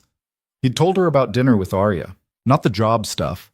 That felt too uncertain to explain, but the fact that he was going out. Emma had reacted with a level of enthusiasm that both warmed and terrified him. "You should bring her flowers," Emma said. "I'm not bringing flowers to a first date. That's weird." Mom liked flowers. Noah felt the familiar ache at the mention of Sarah. "Your mom and I were already together when I started bringing her flowers. This is different." "How?" "It just is." Emma crossed her arms. "You're nervous." "I am not nervous." "You've changed your shirt like 100 times. 3 times. That's still nervous." Noah sighed, pulling on the gray shirt. "Okay, fine. I'm a little nervous." "Happy?" Emma grinned. "It's okay to be nervous, Dad. It means you like her." "I barely know her." "But you want to know her. That's the same thing." When had his daughter become so wise about relationships? He'd been so focused on keeping her safe and stable that he'd apparently missed her growing up. Mrs. Patterson arrived at 6:30 to stay with Emma. She gave Noah an approving once-over and told him not to rush back. "Take your time. Emma and I are going to watch movies and eat popcorn." "Not too much popcorn," Noah said. "All the popcorn," Emma countered. He left them negotiating terms and headed out into the cool evening. Arya had suggested a restaurant called the Bellwood, a place Noah had heard of but never been to. When he pulled up the website to check the dress code, his stomach had dropped. Entrees started at $35. The reviews used words like exquisite and refined. This wasn't his world, but he was trying. The Bellwood occupied the ground floor of a converted factory building in the Arts District. Exposed brick, industrial lighting, an open kitchen where chefs moved with choreographed precision. The host at the front podium looked like she'd stepped out of a fashion magazine. "Reservation?" she asked. "Carter, table for 2. She checked her tablet. "Your party is already here. Right this way." Noah followed her through the dining room, acutely aware of the other diners, couples in expensive clothes having quiet conversations over wine that probably cost more than his monthly electric bill. Then he saw Arya, and everything else faded. She sat at a corner table near the windows, wearing a dark red dress that was somehow both simple and stunning. Her hair fell loose around her shoulders. She looked up as he approached, and her face broke into a smile that made the entire nervous drive worth it. "Hi," she said, standing. "Hi." Noah realized he was staring. "You look... wow." "Thank you. You clean up pretty well yourself." She gestured to the chair across from her. "I hope this place is okay. I know it's a little fancy." "It's great." A lie, but a polite one. They settled into their seats. A waiter appeared immediately with menus and a wine list the size of a small novel. Arya ordered a glass of something red that Noah pretended to recognize. He asked for water. "You don't drink?" Arya asked after the waiter left. "Not usually. Sarah's accident. The driver who hit her was drunk. I haven't had much taste for it since." Arya's expression shifted. "I'm sorry. I didn't mean to... It's fine. You didn't know." "Still, that must have been horrible." Noah nodded slowly. "It was. For a long time, I didn't think I'd survive it. Then I realized I had to because Emma needed me." "She's lucky to have you." "I'm lucky to have her. She's kept me going when I wanted to give up." The waiter returned with drinks. Arya raised her glass slightly. "To new beginnings," Noah lifted his water. "To taking chances." They clinked glasses, and something about the gesture felt significant, like they were marking a moment, acknowledging that whatever this was between them, it mattered. "So," Arya said after a sip of wine, "tell me how the interview went. Real version, not the polite version." Noah appreciated the directness. It went well. Dr. Chen is impressive. The whole organization is impressive. They're doing exactly the kind of work I've always believed in. But leaving my classroom feels impossible. I keep thinking about my students, about who's going to be there for them if I'm gone. Someone else will be there for them. A good teacher, probably. But Noah, you can't save everyone by yourself. Sometimes making a bigger impact means stepping back from the individual work. I know that intellectually, but emotionally, he trailed off. What if I'm making a mistake? What if you're not? The question hung between them. Noah picked up his menu, using it as a shield while he tried to compose himself. The prices made his eyes water, but he forced himself to focus on the descriptions instead. The salmon is really good here, Arya offered. So is the steak if you're a meat person. I'm whatever doesn't require a second mortgage person. She laughed. My treat tonight. Absolutely not. Noah, I invited you here. I can't afford it. That's not the point. Then what is the point? He set down the menu. The point is, I'm not a charity case. I know you make way more money than I do, and I know this place is probably nothing to you, but I need to pay my own way. Arya studied him for a moment. Okay, we'll split it. Thank you. They ordered salmon for her, steak for him, because he figured if he was going to blow half a week's grocery budget on one meal, he might as well make it count. The conversation shifted to safer topics. Arya talked about her work, about a difficult client who wanted results without being willing to make any changes. Noah told her about a robotics club, about their upcoming competition against schools with 10 times their budget. The food arrived and was, Noah had to admit, exceptional. The steak was cooked perfectly, the sides were creative without being weird, and for a while he forgot to worry about the cost. Can I ask you something personal? Arya said, setting down her fork. Sure. Well, why haven't you dated since Sarah? The question should have felt invasive, but coming from Arya, it just felt honest. At first, I was too broken. Then I was too busy. And after a while, it just seemed easier not to. Emma and I have a rhythm. Adding someone else to that equation felt complicated. And now? Now I'm sitting across from you in a fancy restaurant trying not to panic about how much everything costs. Arya smiled. That's not an answer. Now, Noah said carefully, I'm starting to think maybe being alone isn't actually easier. Maybe it's just lonelier, and I got used to confusing the two. That's honest. You asked for honest. I did. Arya took another sip of wine. For what it's worth, I think you're brave. Raising a daughter alone, doing work you believe in, actually showing up when someone asks you to take a chance. That's not nothing. I don't feel brave. I feel like I'm stumbling through most days trying not to screw everything up. That's what brave looks like in real life. It's not feeling confident. It's doing the thing anyway. They finished dinner and lingered over coffee, regular coffee, which Noah was grateful for. The restaurant had emptied out, leaving them in a bubble of relative privacy. Arya told him about growing up in a small town, about parents who expected her to become a doctor or lawyer and had been baffled when she started her own business instead. They've come around now, she said, but for a long time they thought I was throwing my life away. What changed their minds? Success. Nothing convinces parents like financial stability. She paused. What about you? What did your parents think of you becoming a teacher? They were supportive. My dad was a teacher too, high school history. He understood the calling. Was? He died 6 years ago. Heart attack. I'm sorry. Thanks. My mom's still around. Lives in Florida now with her sister. We talk every week. Noah smiled slightly. She's been on me for years to start dating again. She'd probably throw a party if she knew about tonight. Are you going to tell her? Maybe. If there's something to tell. Arya met his eyes across the table. I'd like there to be something to tell. Noah's heart kicked. Yeah? Yeah. She reached across the table, her fingers brushing against his. I like you, Noah. You're different from anyone I usually meet, in the best possible way. He turned his hand over, letting their fingers intertwine. Her skin was warm, her grip gentle, but sure. I like you too, he said, even though this terrifies me. Good terrified or bad terrified? I'm not sure there's a difference. They left the restaurant around 10, stepping out into a night that had turned crisp and clear. Arya pulled her coat tighter, and without thinking, Noah moved closer, offering what little warmth he could. They stood on the sidewalk outside the Bellwood, neither quite ready to leave. "I had a really good time tonight," Arya said. "Me too. We should do this again." "Definitely. Maybe somewhere where I don't need to take out a loan." She laughed. "Deal. You pick next time." Noah walked her to her car, a sleek black sedan that probably cost more than his annual salary. She unlocked it, but didn't get in. "Thank you," she said, "for tonight, for taking a chance on this." "Thank you for asking." They stood there, close enough that Noah could smell her perfume, could see the way the streetlight caught in her eyes.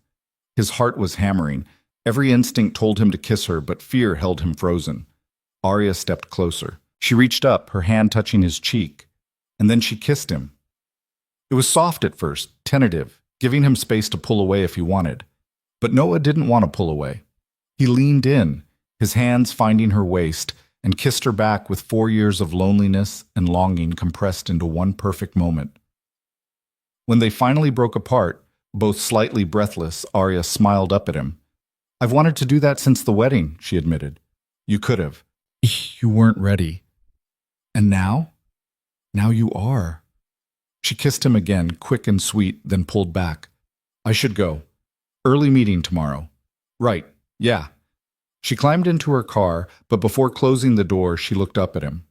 "Noah? About the job. Whatever you decide, I'm here. As a friend, as whatever this is. The job doesn't change that." "Thank you. That means a lot. Good night." "Good night."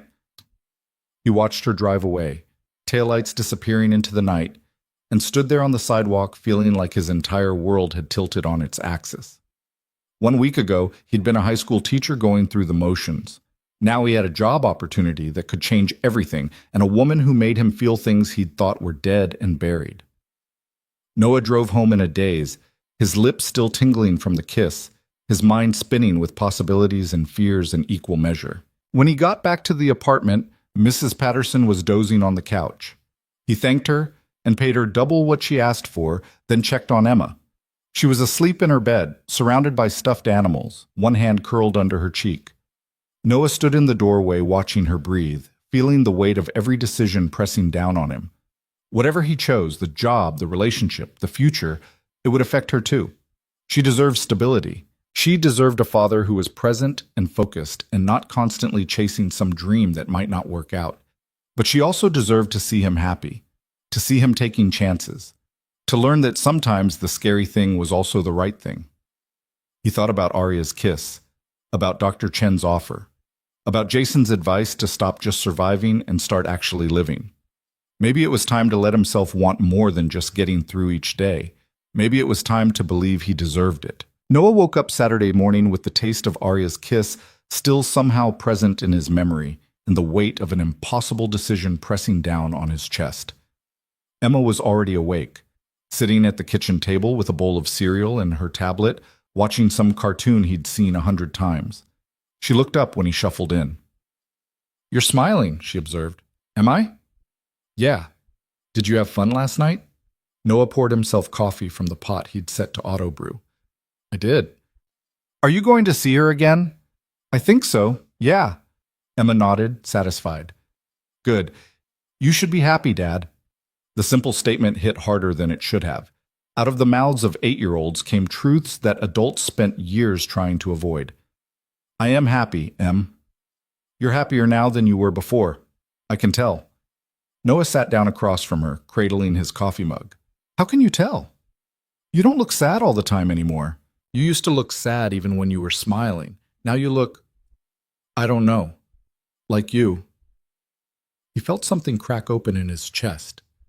How long had he been walking around wearing grief like a second skin, thinking Emma was too young to notice? "I'm sorry," he said quietly. "I didn't mean to." "It's okay, Dad. I know you miss Mom. I miss her too." Emma took another bite of cereal. "But I think she'd want you to be happy. With someone else, I mean, if you found someone nice." Noah had to look away, blinking against the sudden sting in his eyes. "When did you get so grown up?" "I've always been grown up. You just didn't notice because you were busy being sad." The weekend passed in a strange blur. Noah took Emma to the park on Saturday afternoon, pushing her on the swings like he had when she was 5, both of them pretending she wasn't getting too big for this. They got ice cream from the truck that always parked near the basketball courts, and Emma got chocolate all over her face and declared it the best day ever. Sunday, he spent grading papers and trying not to obsessively check his phone for messages from Arya.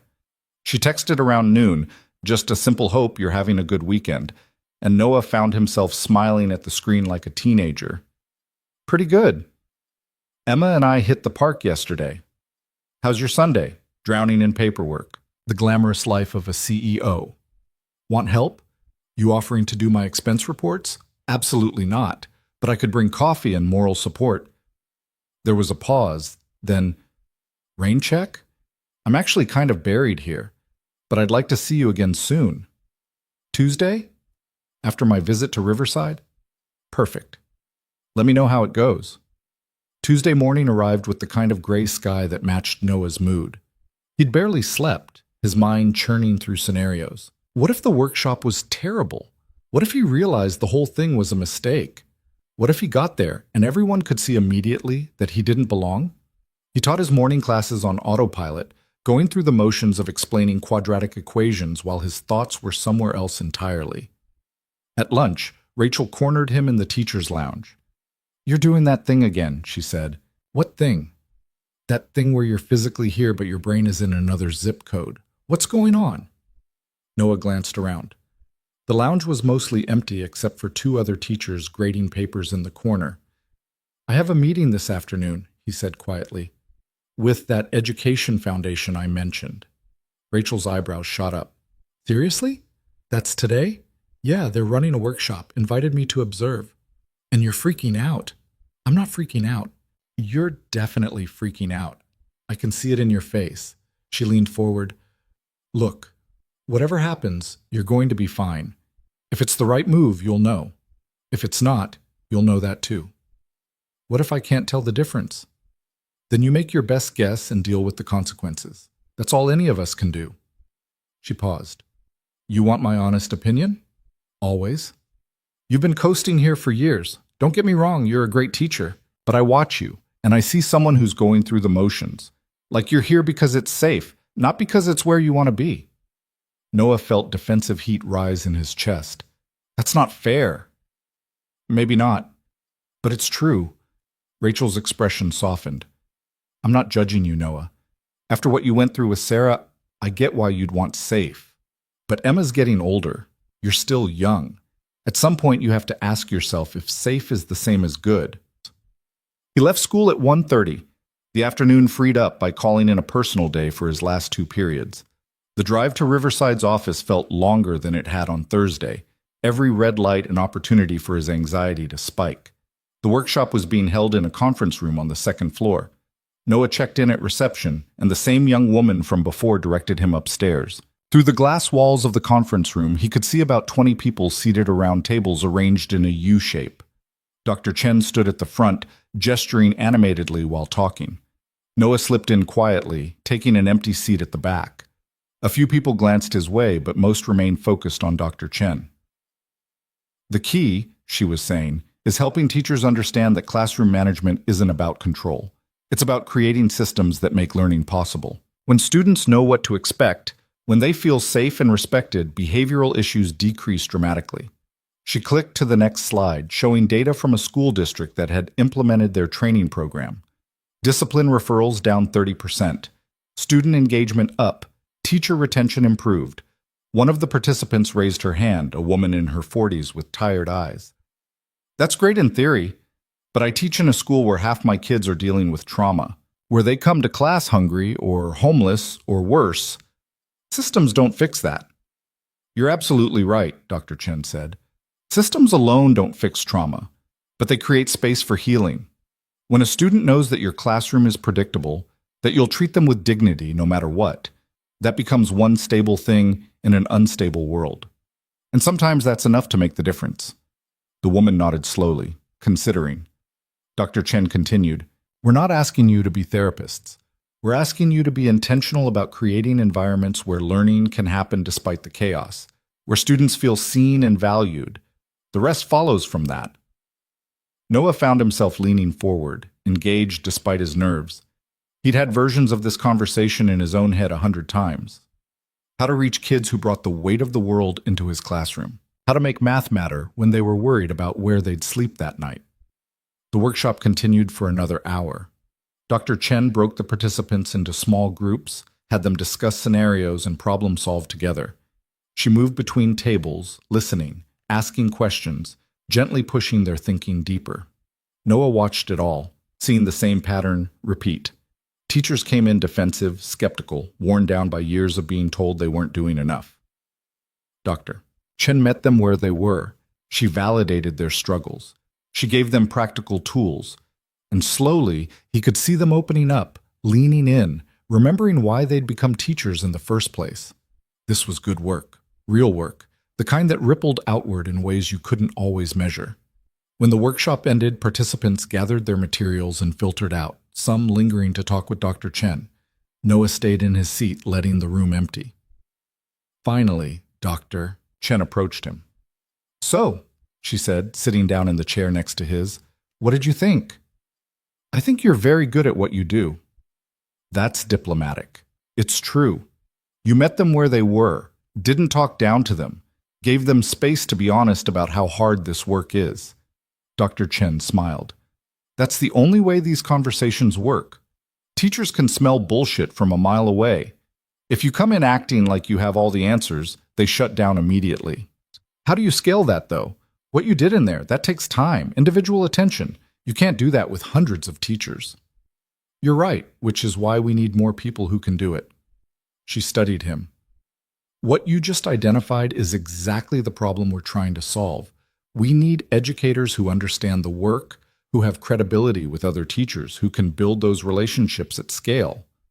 Noah felt the implications settle over him. "You think I could do that?" he said. "Not a question. I know you could. The question is whether you want to." "I don't know if I want to leave the classroom. My students will be taught by someone else, someone who might even be better than you, who knows." Dr. Chen's voice was gentle but firm. "Noah, you can't save every kid. You can only do the work in front of you. Right now, that's 30 kids a day. In this role, it could be hundreds of teachers who each reach hundreds of students. The math isn't complicated. The math is terrifying. Good. If it wasn't scary, it wouldn't be worth doing." They sat in silence for a moment. Through the conference room windows, Noah could see people working at desks, moving through the office with purpose. Everyone looked engaged. No one looked miserable. "Can I ask you something personal?" Noah said. "Sure." "Why did you leave the classroom? You were a teacher before this, right?" Dr. Chen nodded. 20 years. High school English. I loved it. But I got tired of feeling like I was fighting the system instead of working with it. Tired of watching good teachers burn out because they didn't have support. So I left and started this organization." She paused. "Best decision I ever made. And also the hardest." "Do you miss it, teaching?" "Every day. But I don't regret leaving. Because now I get to help create the conditions where teachers like I was can actually thrive. That feels like a better use of my time." Noah absorbed this. "How long do I have to decide?" "The position officially opens in January. We'd need an answer by mid-December to make the hiring timeline work. So you've got about 6 weeks. 6 weeks. A month and a half to decide whether to upend his entire life. "I'll think about it," Noah said. "Seriously. I promise." "That's all I'm asking." Dr. Chen stood, extending her hand. She quote, "Thanks for coming today. I hope it was helpful." "It was. Really." Noah drove home through late afternoon traffic, his mind full of everything he'd seen. The engaged teachers, the practical tools, the sense that this work mattered in ways that extended far beyond any single classroom. But also the fear, the what-ifs, the voice in his head that sounded suspiciously like his own worst doubts telling him he wasn't good enough, smart enough, brave enough for this. He picked up Emma from her after-school program, and they stopped for pizza on the way home because he didn't have the energy to cook. She chattered about her day, something about a project on butterflies and a boy in her class who ate paste, and Noah listened with half his attention while the other half spiraled. That night, after Emma was in bed, Noah pulled out his laptop. He opened 2 documents side by side. On the left, his current salary and benefits package from the school district. Stable, predictable, a pension that would actually be there when he retired. On the right, the offer details Dr. Chen had emailed him after their first meeting.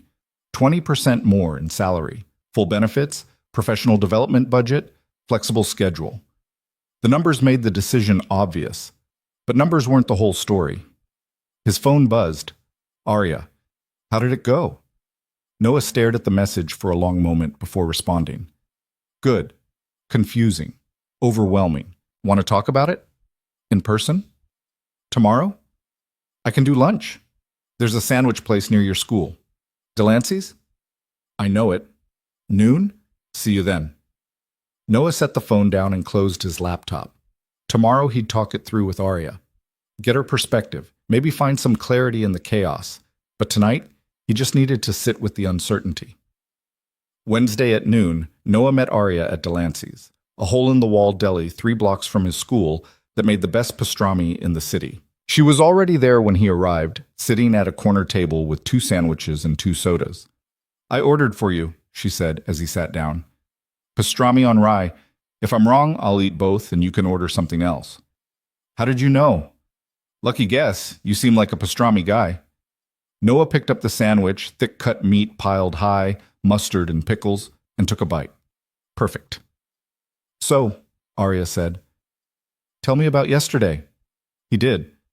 Walked her through the workshop, Doctor. Chen's approach, the way the teachers had responded. The whole time, Arya listened without interrupting, her attention fully on him. It sounds amazing, she said when he finished. It does, which is part of the problem. How is that a problem? Because I keep waiting for the catch, for the moment when I realize it's too good to be true. Arya set down her sandwich. Noah, can I be blunt? Always. You're self-sabotaging. You're so convinced you don't deserve good things that you're looking for reasons to turn this down. That's not... It is. I've watched you do it since the wedding. Anytime something good happens, you find a way to minimize it or question it or convince yourself it's not real. She leaned forward. What if it is real? What if this is exactly what it looks like? A good opportunity with good people doing good work? What then? Noah felt something defensive rise up. What if I take it and I'm terrible at it? What if I leave my classroom and realize I've made a huge mistake? Then you'll deal with it. You'll adapt. You'll figure it out. Arya's voice softened. But staying where you are because you're afraid of failing somewhere else isn't protecting you. It's just keeping you stuck. I have Emma to think about. I can't afford to take stupid risks. This isn't a stupid risk. It's a calculated move towards something better. And Emma deserves to see her dad taking chances, learning that it's okay to be scared and do the thing anyway. Noah stared at his sandwich, his appetite gone. You make it sound simple. It's not simple. It's terrifying. But that doesn't mean it's not the right move. They sat in silence for a moment. Around them, the lunch rush continued. Office workers grabbing food, construction guys on break, students from the community college down the street. What if I fail? Noah asked quietly. What if you don't? He looked up at her. Arya's expression was open, hopeful, completely without judgment. I don't know how to do this, he admitted. How to want things again. How to believe I deserve them. You start by making one choice, then another. Eventually, it gets easier. Did it get easier for you? Hell no. I still wake up some mornings convinced my business is going to collapse and everyone's going to figure out I'm a fraud. But I get up anyway. I do the work. And most days it's enough. Noah took a breath. If I do this, if I take the job, I'm going to need support. Someone to talk me down when I panic. Arya smiled. I can do that. Even if I'm annoying about it? Especially if you're annoying about it. They finished lunch talking about other things. Arya's upcoming project with a nonprofit, Emma's butterfly assignment, the fact that Noah's car was making a weird noise and he was pretty sure the transmission was dying. Normal things. Easy things. The kind of conversation that made Noah remember what it felt like to just be with someone without the weight of grief pressing down on every moment. When they walked out into the cool November afternoon, Arya turned to him. I know this is a lot. The job, us, everything changing at once. But Noah, you're allowed to have good things. You're allowed to want more than just survival. I'm starting to believe that, he said. Some days, anyway.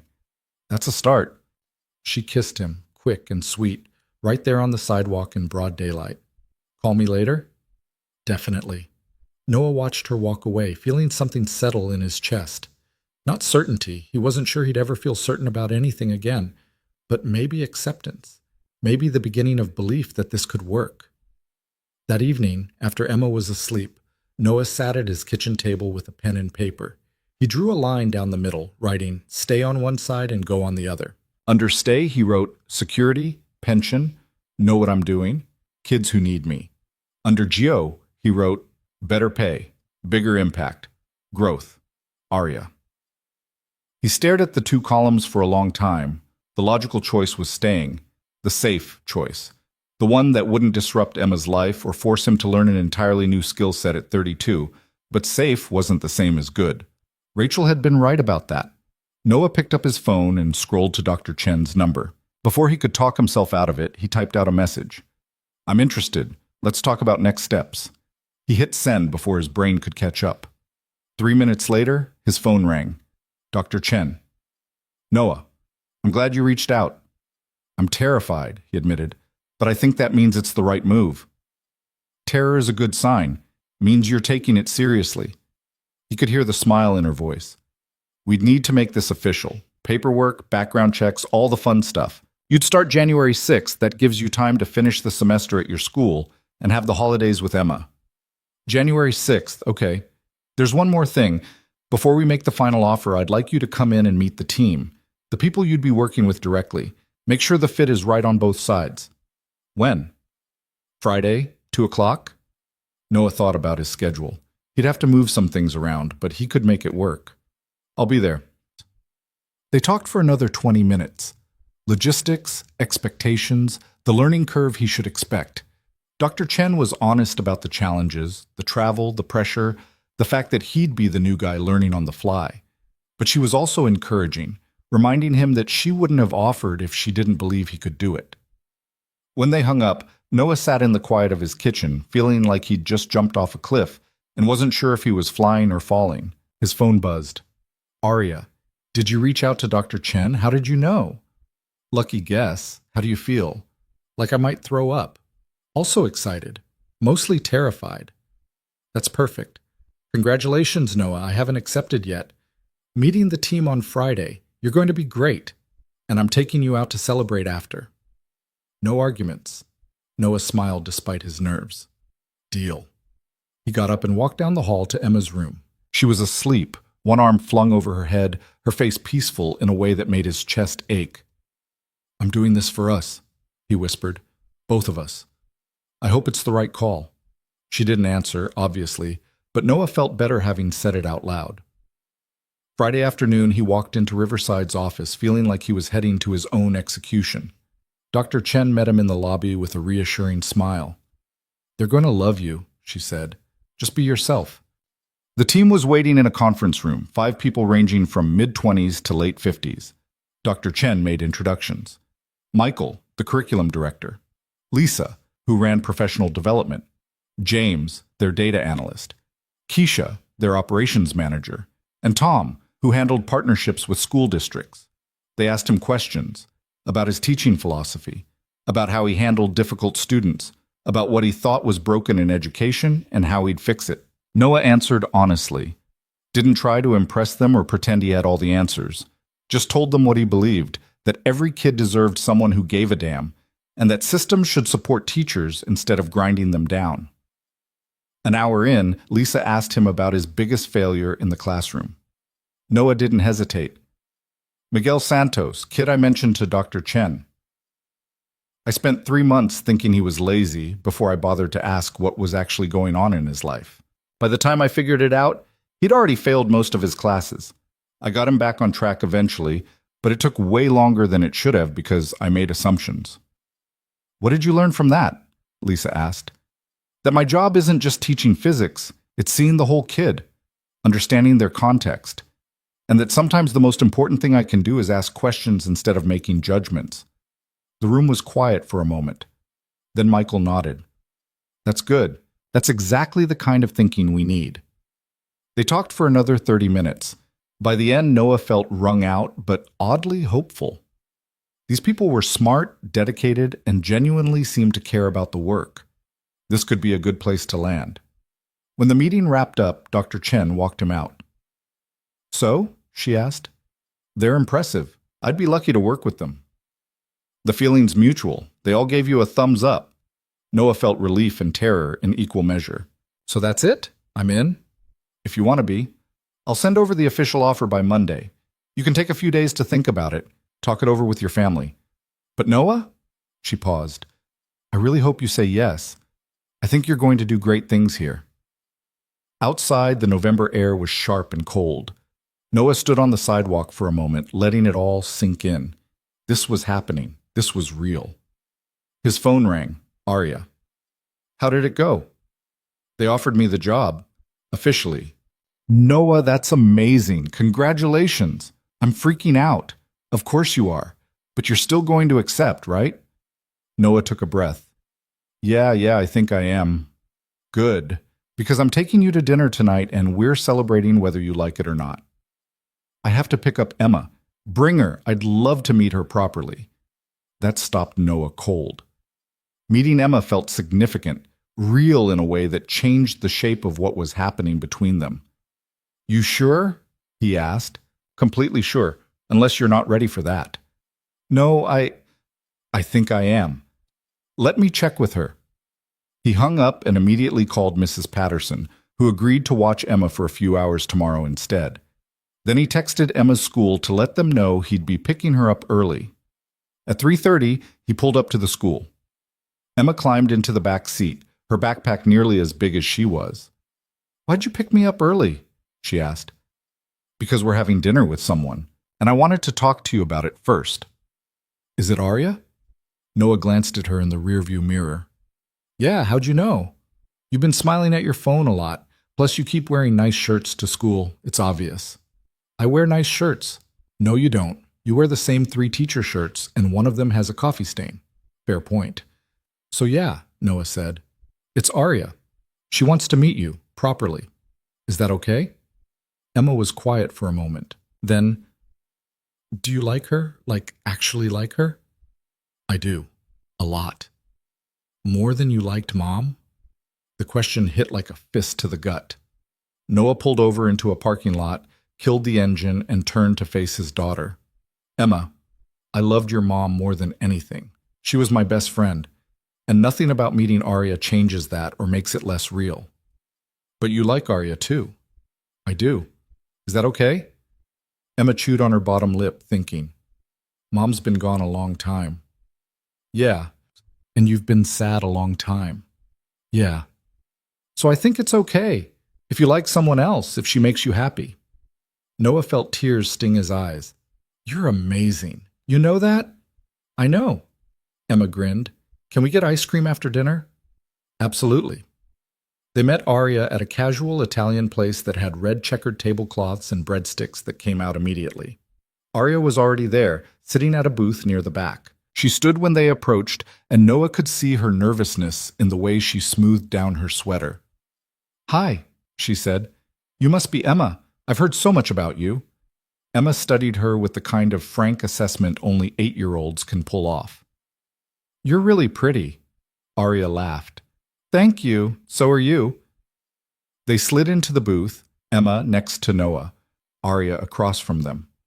For a moment, no one knew quite what to say. Then Emma asked, "Do you like butterflies?" "I do, actually. Why?" "I'm doing a project on them. Did you know some butterflies migrate thousands of miles?" "I didn't know that. That's incredible." And just like that, they were off. Emma talked about her project, about the life cycle of monarchs, about how they use the sun to navigate. Arya listened like it was the most fascinating thing she'd ever heard, asking questions and genuinely engaging. Noah watched them, feeling something warm and terrifying expand in his chest. This could work. This could actually work. Dinner passed easily. They ordered too much food and ate too many breadsticks. Emma told Arya about school, about her friends, about the annoying boy who ate paste. Arya told Emma about running her own business, about how she'd been scared at first but figured it out as she went. "That's what my dad's doing," Emma said. "He's scared about his new job, but he's doing it anyway." Arya met Noah's eyes across the table. "Your dad is very brave." "I know." Emma took a bite of spaghetti. "Can we get ice cream now?" They did. Found a place 2 doors down that made their own gelato. Emma got some combination of chocolate and raspberry that turned her tongue purple. Arya got vanilla. Noah got coffee. Walking back to the car, Emma grabbed both their hands, swinging between them like she was 5 again. "I like her," she whispered to Noah when Arya was checking her phone. "Yeah? Yeah, she's nice, and she looks at you the way Mom used to." Noah's throat tightened. "What way is that?" "Like you're important." They dropped Arya off at her car with promises to talk tomorrow. As she walked away, Emma called after her. "Arya?" She turned back. "You should come over for dinner sometime. At our house. Dad makes really good spaghetti." Arya smiled, looking at Noah. "I'd love that." In the car heading home, Emma was quiet for a while. Then, "Dad?" "Yeah, sweetheart? I think you should take the new job. And I think you should keep seeing Arya. Because you're happy now. And I like it when you're happy." Noah reached over and squeezed her hand. "I love you, Em. Love you too." That night, after Emma was in bed, Noah pulled out his laptop. He opened the email from Dr. Chen with the official offer attached. He read through it one more time. The salary, the benefits, the start date. All of it real and official and waiting for his signature. Noah took a breath. Then he clicked reply and typed 2 words. "I accept." He hit send before fear could stop him. His phone rang immediately. "Arya, did you just do what I think you did? How did you know?" "Because I know you, and because it's about damn time." Noah laughed, feeling lighter than he had in years. "I'm terrified." "Good. Now come over. We're celebrating properly." "It's almost 10. Emma's asleep." "Then come over tomorrow, Saturday. Bring Emma. We'll do something fun." "Like what?" "I don't know. We'll figure it out. That's the whole point." Noah smiled at the phone. "Okay. Tomorrow." "Noah?" "Yeah? I'm really proud of you." He hung up and sat in the quiet of his apartment, feeling the weight of the decision settle over him. In 6 weeks, his entire life would change. New job, new challenges, new possibilities. And for the first time in 4 years, that didn't feel like something to run from. It felt like something to run toward. The weeks between accepting the job and actually starting it passed in a strange blur of endings and beginnings that left Noah feeling like he was living in 2 different lives at once. December arrived cold and sharp. At school, Noah moved through his final weeks teaching with a complicated mix of relief and grief. His students knew something was different. He'd told them in early December that he'd be leaving after winter break, and their reactions ranged from genuine sadness to the kind of teenage indifference that masked deeper feelings. Miguel Santos, now a junior at State University, drove home for Thanksgiving and stopped by Noah's classroom one afternoon in early December. He'd filled out since high school, looked more confident, more sure of himself. "Heard you're leaving," Miguel said, leaning against Noah's desk. "News travels fast. Mr. Morrison told me. Said you got some fancy job with an education foundation." "Something like that." Miguel was quiet for a moment, looking around the classroom like he was seeing it for the first time in years. "This room saved my life, you know. What you did for me. Staying late, helping me figure my shit out. I wouldn't be in college without that." Noah felt his throat tighten. "You did the work, Miguel. I just showed you it was possible." "Still, I wanted to say thank you, and to tell you that whatever you're doing next, those people are lucky to have you." After Miguel left, Noah sat alone in his empty classroom for a long time, staring at the periodic table poster on the wall and the whiteboard covered in equations, and feeling the weight of what he was leaving behind. That night, Arya came over for dinner, something that had become a regular occurrence over the past month. She and Emma had developed their own relationship, independent of Noah, full of inside jokes and shared interests he sometimes couldn't follow. It was beautiful and terrifying in equal measure. They sat around Noah's small dining table eating the spaghetti he'd promised Emma he'd make, and for a moment everything felt almost normal. like they were a family instead of three people carefully building something new from broken pieces. Dad's being sad about leaving his classroom again, Emma announced through a mouthful of pasta. I'm not being sad. You are. You get this look on your face, like when you're thinking about Mom. Arya reached across the table and squeezed his hand. It's okay to be sad about it. You're allowed to feel complicated things. I know, it's just, I keep second-guessing myself, wondering if I'm making a huge mistake. You're not, Emma said with the absolute certainty only children possess. You're doing something brave. That's different. When did you get so wise? Noah asked for what felt like the 100th time. I told you. I was born this way. After dinner, after Emma went to bed, Noah and Arya sat on the couch with glasses of wine. Neither of them were really drinking. Arya had started keeping clothes at his apartment. Just a few things, nothing dramatic. But seeing her toothbrush next to his in the bathroom still made his heart do something complicated. Talk to me, she said. Real talk. How are you actually feeling about January? Noah stared at his wine glass. Terrified. Excited. Like I'm jumping off a cliff and I have no idea if there's water at the bottom or just rocks. That's specific. I'm a physics teacher. I think in metaphors involving gravity. Arya smiled, but it faded quickly. Noah, I need to tell you something. The tone of her voice made his stomach drop. What? I've been offered a contract, a big one, with a nonprofit in Seattle. 6 months minimum, possibly longer. They want me to help them restructure their entire operation. Noah felt the words land like stones. Seattle. Yeah. When? They want me to start in February, right after you start at Riverside. The timing couldn't have been worse. Just when he was starting something new, when he needed stability and support, she'd be on the other side of the country. Are you going to take it? He asked, trying to keep his voice neutral. I don't know. It's an incredible opportunity, the kind of project I've been working toward for years, but she trailed off. But what? But you're here. Emma's here, and I don't want to leave just when we're figuring this out. Noah set down his wine glass. You should take it. Noah, I'm serious. This is what you do. You solve big problems for important organizations. You can't turn that down because of me. It's not just because of you. It's because I want to be here. With you. Building this. He looked at her, at the conflict written across her face, and felt something shift. For weeks he'd been so focused on his own fear, his own uncertainty, that he hadn't fully considered what Arya was risking by being with him. She'd built a successful career on being flexible, on going where the work took her. And now she was considering turning down a major opportunity because of a relationship that was barely 3 months old. What if we make it work? He said. What do you mean? Seattle's not that far. You could take the contract. I could visit on weekends. We could FaceTime every night. Emma and I could come out there during spring break. Arya studied him. You'd be okay with that? Long distance? I'd rather have you 3,000 miles away than not have you at all. Noah took her hand. You've spent the past 2 months telling me to take chances, to believe I deserve good things. Maybe it's time you listen to your own advice. This is different. How? Because I'm falling in love with you, Arya said quietly. And the thought of leaving right when that's happening makes me want to throw up. Noah's heart stopped. Started again. Did something arrhythmic in his chest. Say that again, he said. Which part? The falling in love part. Arya met his eyes. I'm falling in love with you, Noah Carter, with your terrible dancing and your self-doubt and the way you look at Emma like she hung the moon.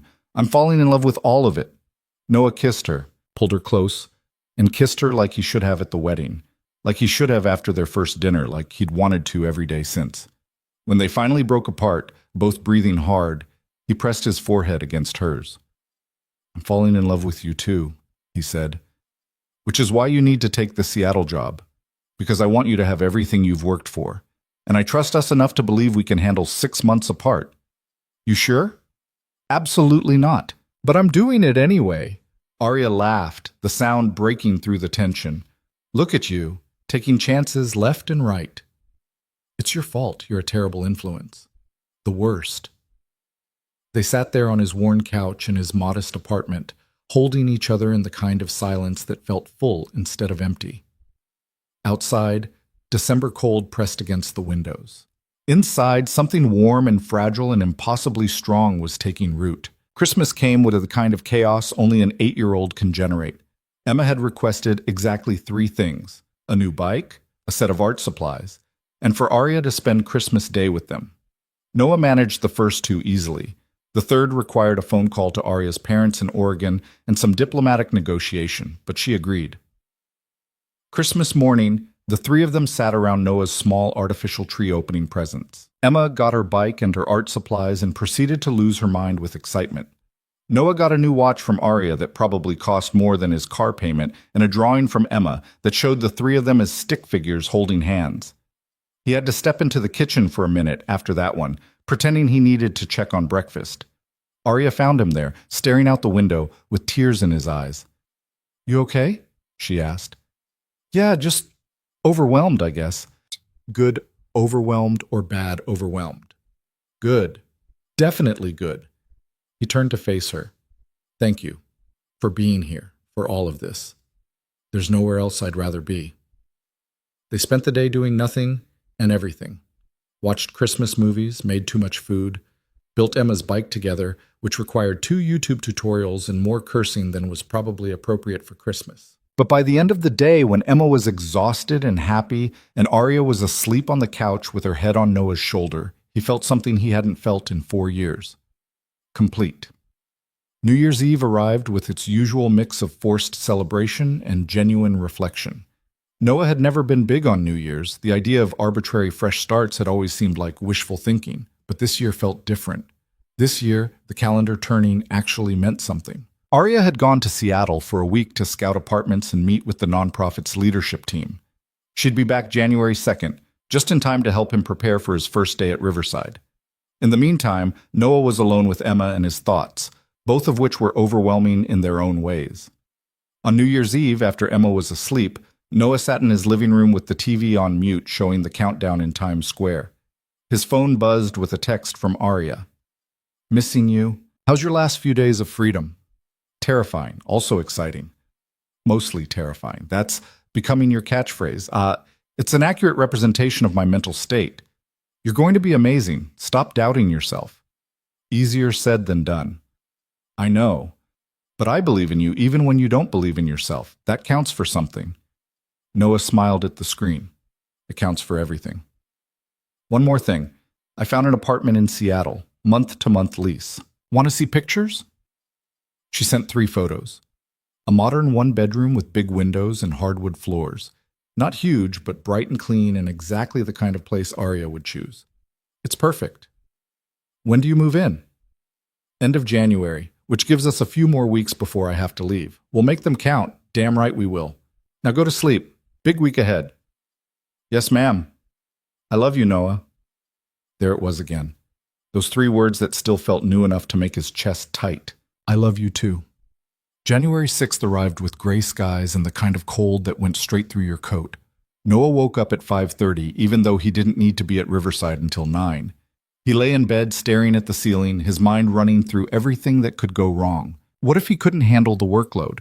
What if the other staff realized immediately that he was in over his head? What if he'd made a catastrophic mistake and blown up his entire life for nothing? Dad, you're spiraling again.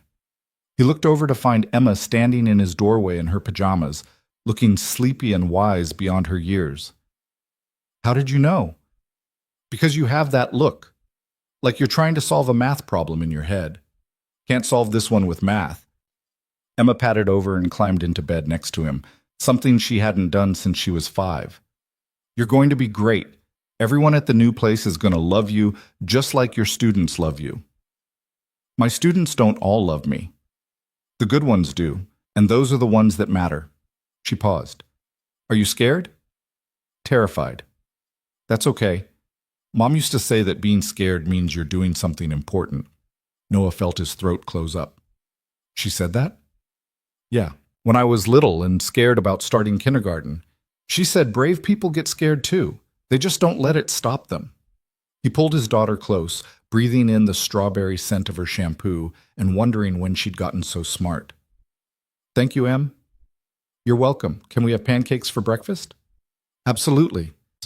At 8:30, wearing his best suit and a tie Arya had insisted he buy, Noah stood in front of the mirror, giving himself a pep talk that felt ridiculous but necessary. Emma and Arya, who'd come over early for moral support, watched from the doorway. "You look very professional," Arya said. "I look like I'm going to throw up." "That too, but mostly professional." Emma hugged him tight. "Good luck, Dad. You've got this." The drive to Riverside's office felt longer than it should have. Noah parked in the visitor lot. He'd get an employee parking pass later, and sat in his car for a full 5 minutes doing breathing exercises he'd learned from a YouTube video. Then he got out, walked into the building, and started his first day.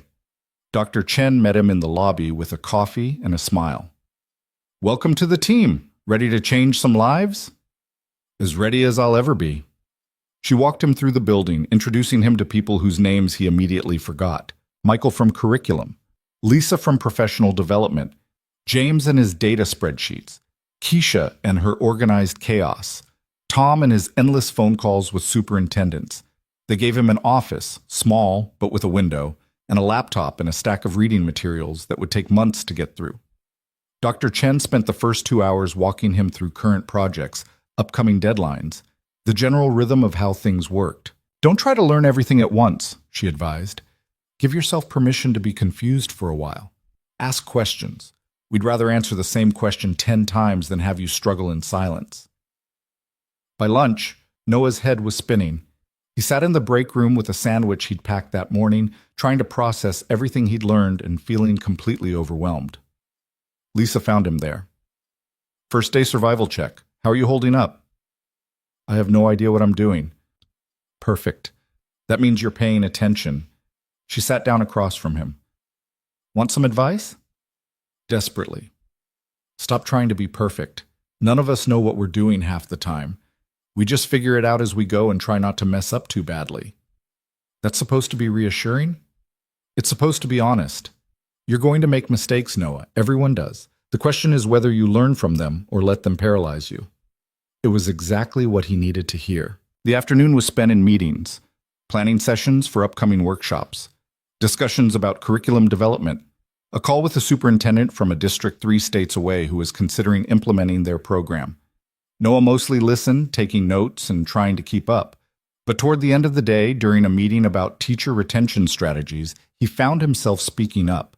"What if we approached it differently?" he said. "Instead of trying to fix the teachers who are struggling, what if we focused on creating systems that prevent the struggle in the first place?" The room went quiet.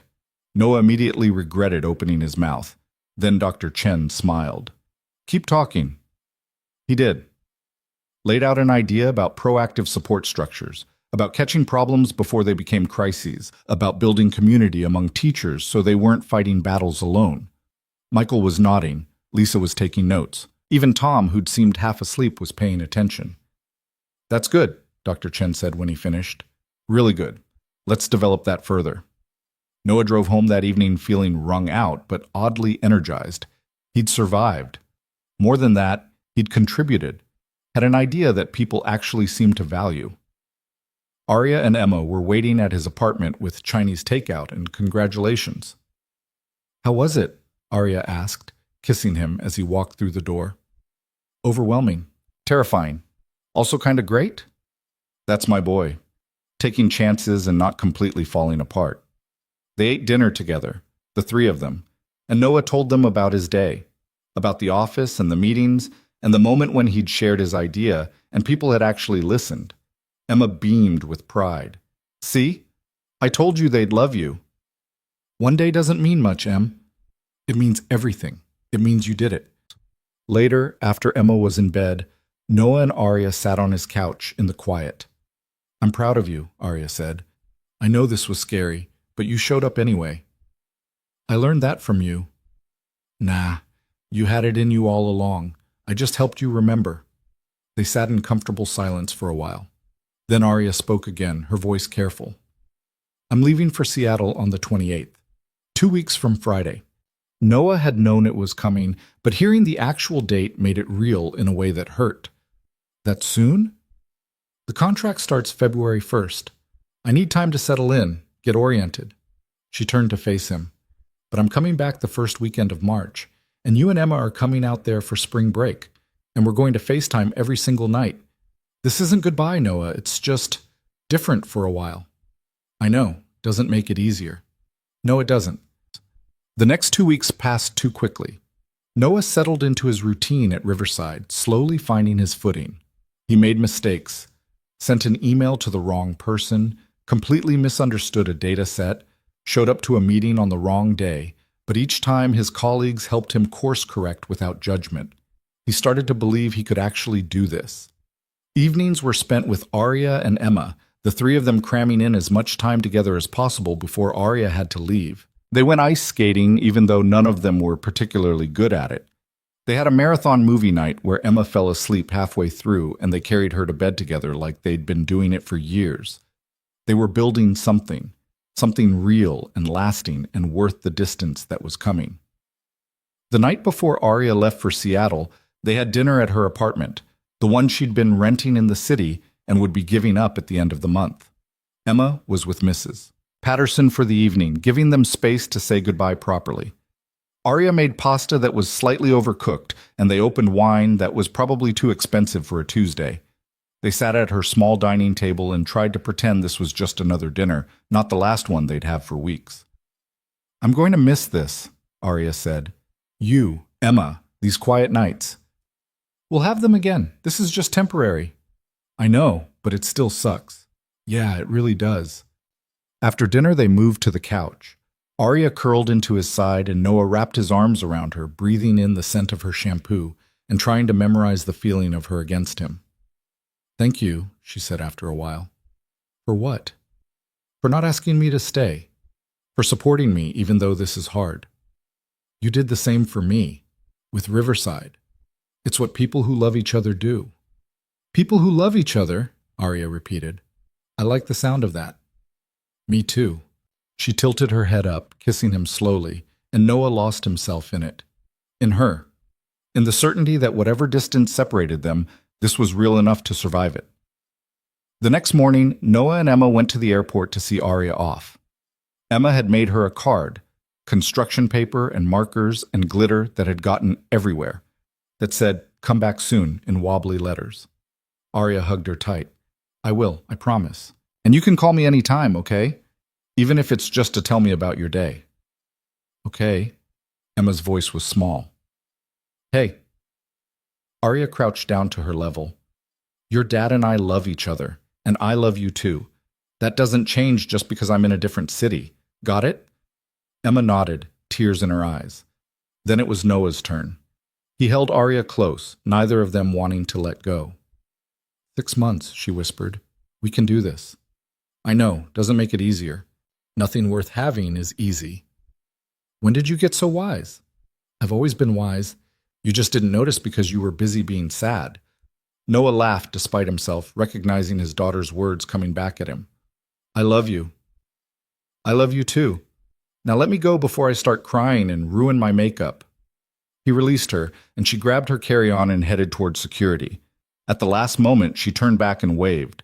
Noah and Emma waved back until she disappeared from view. On the drive home, Emma was quiet.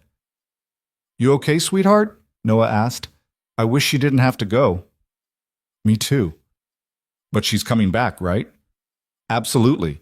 And in the meantime, we're going to visit her. Remember? Spring break in Seattle. Will it be different when she comes back? Noah thought about that. Maybe. But different isn't always bad. Sometimes it's just different. Emma seemed to accept this. Dad? Yeah?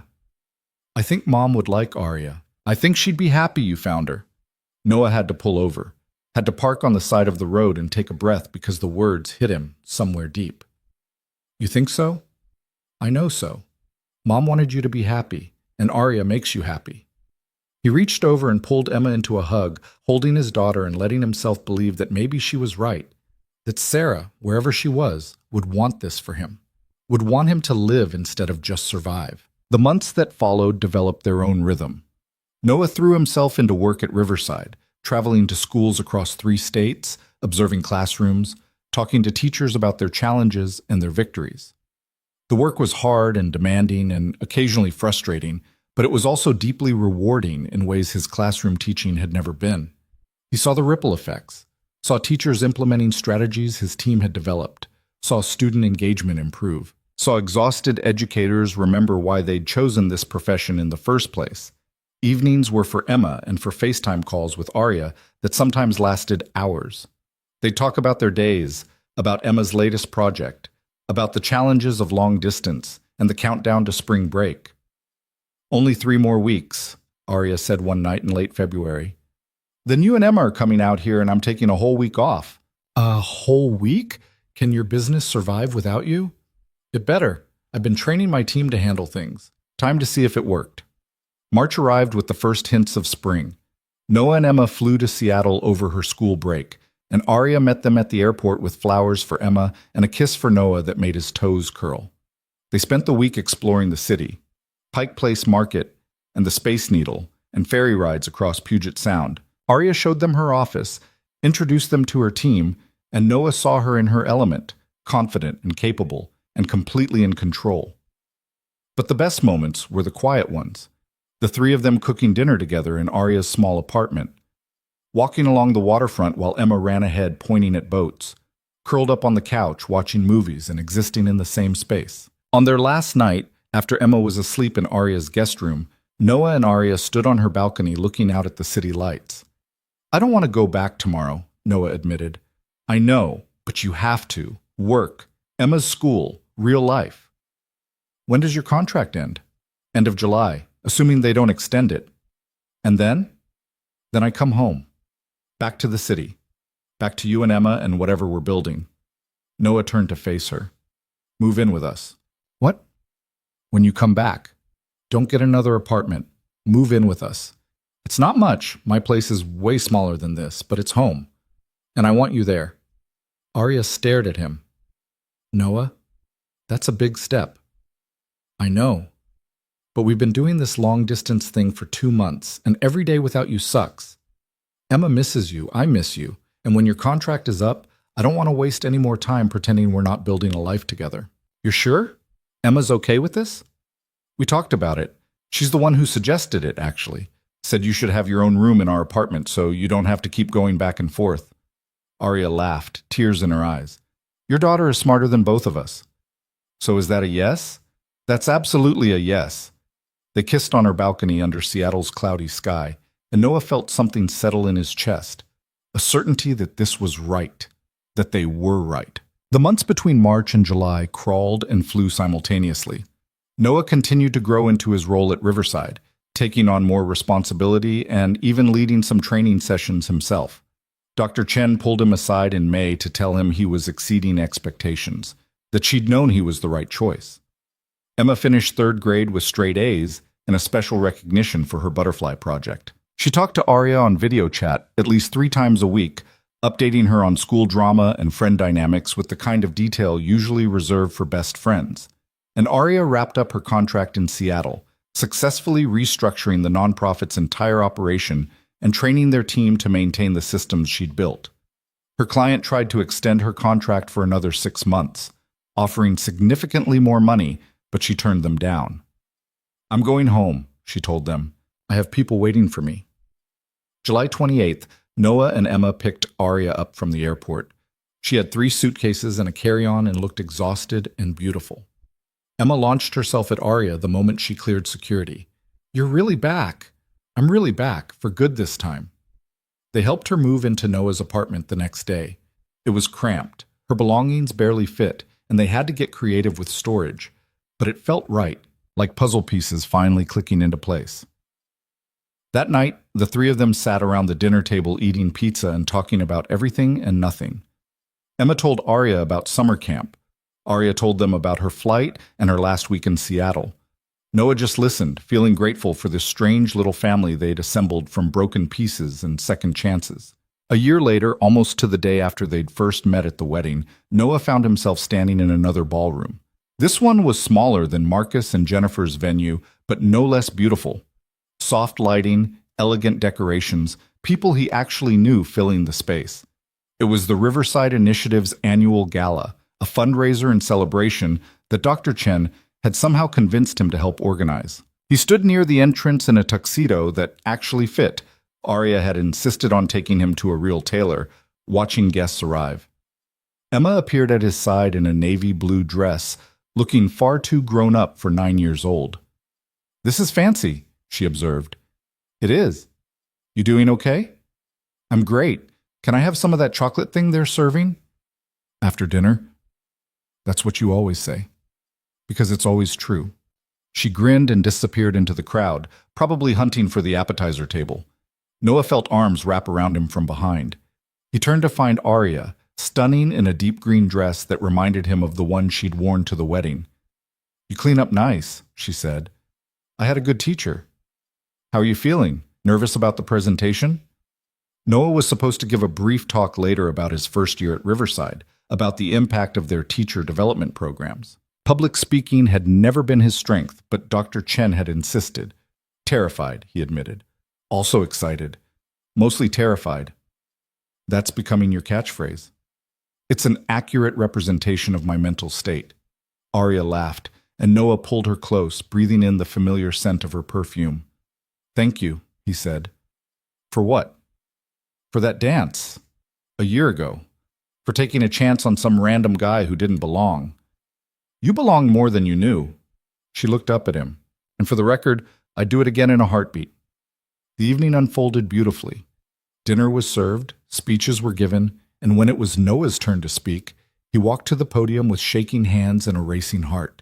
He talked about his journey from classroom teacher to curriculum specialist, about the fear of leaving behind what was comfortable and familiar, about the incredible team at Riverside who'd supported him through every mistake and celebrated every victory. But mostly he talked about impact, about how one person taking a chance, whether that was a teacher staying late to help a struggling student, or a woman asking a stranger to dance, or someone accepting a job that terrified them, could ripple outward in ways you couldn't predict or measure.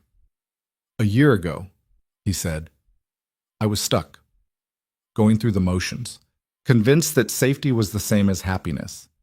And then someone saw something in me I couldn't see in myself. Someone believed I was capable of more than I thought possible." His eyes found Arya in the crowd. She smiled, tears on her cheeks. "This work we do at Riverside, it's about creating those moments for teachers, showing them they're capable of more, giving them the tools and support to take chances. Because when teachers grow, students benefit.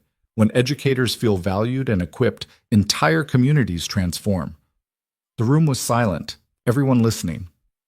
"So thank you," Noah continued, "to Dr. Chen for taking a chance on me, to my colleagues who've had endless patience, to my daughter Emma for being braver than I'll ever be, and to Arya, who saw someone worth believing in when I'd forgotten how to believe in myself."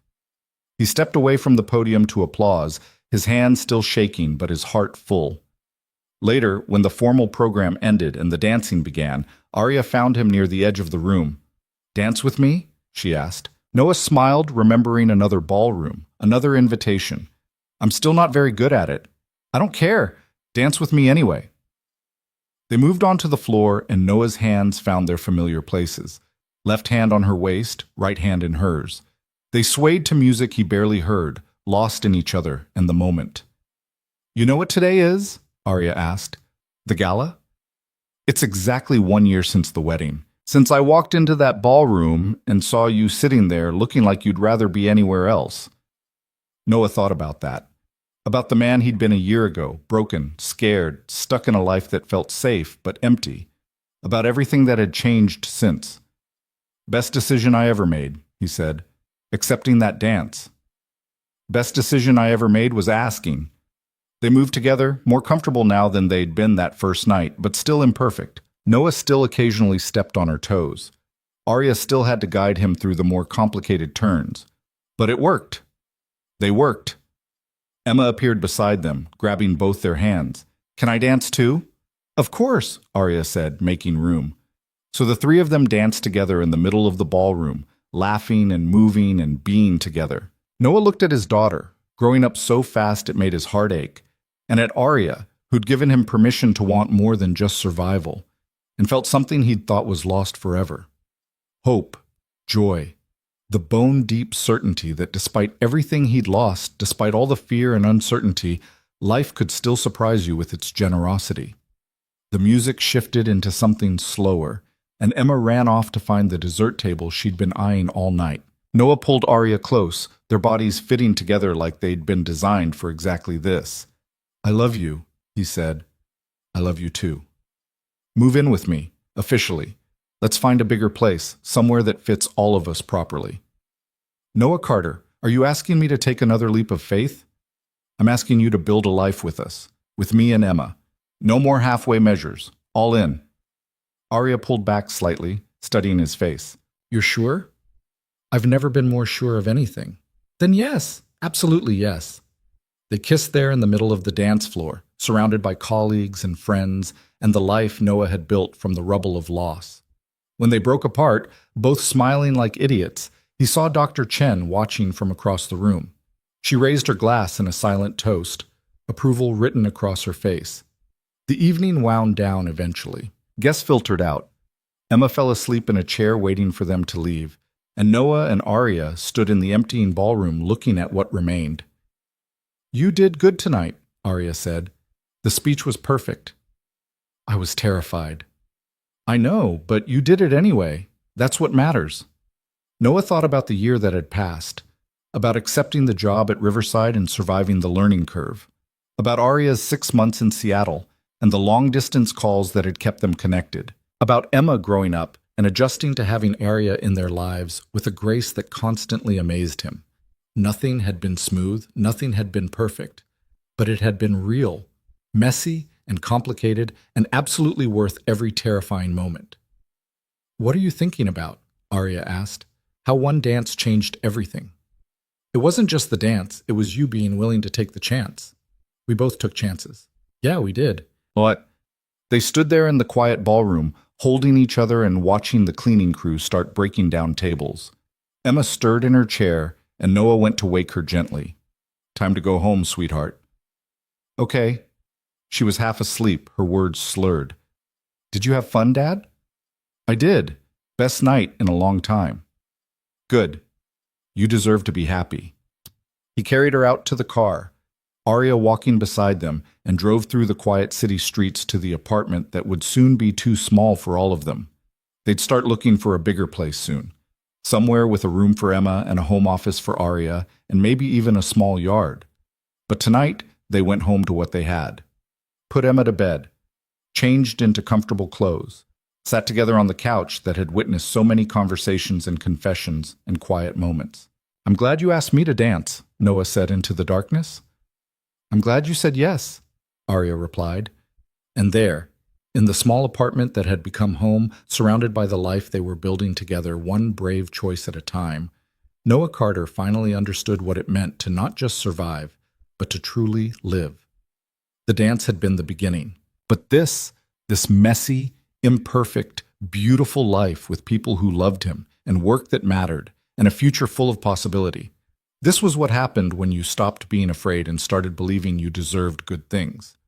One dance had changed everything, but it was all the moments after, the choices to keep showing up, to keep taking chances, to keep building something worth having, that had created this. And as Noah drifted off to sleep with Arya's head on his shoulder and the knowledge that Emma was safe down the hall, he felt something he hadn't felt in 4 long years. Complete.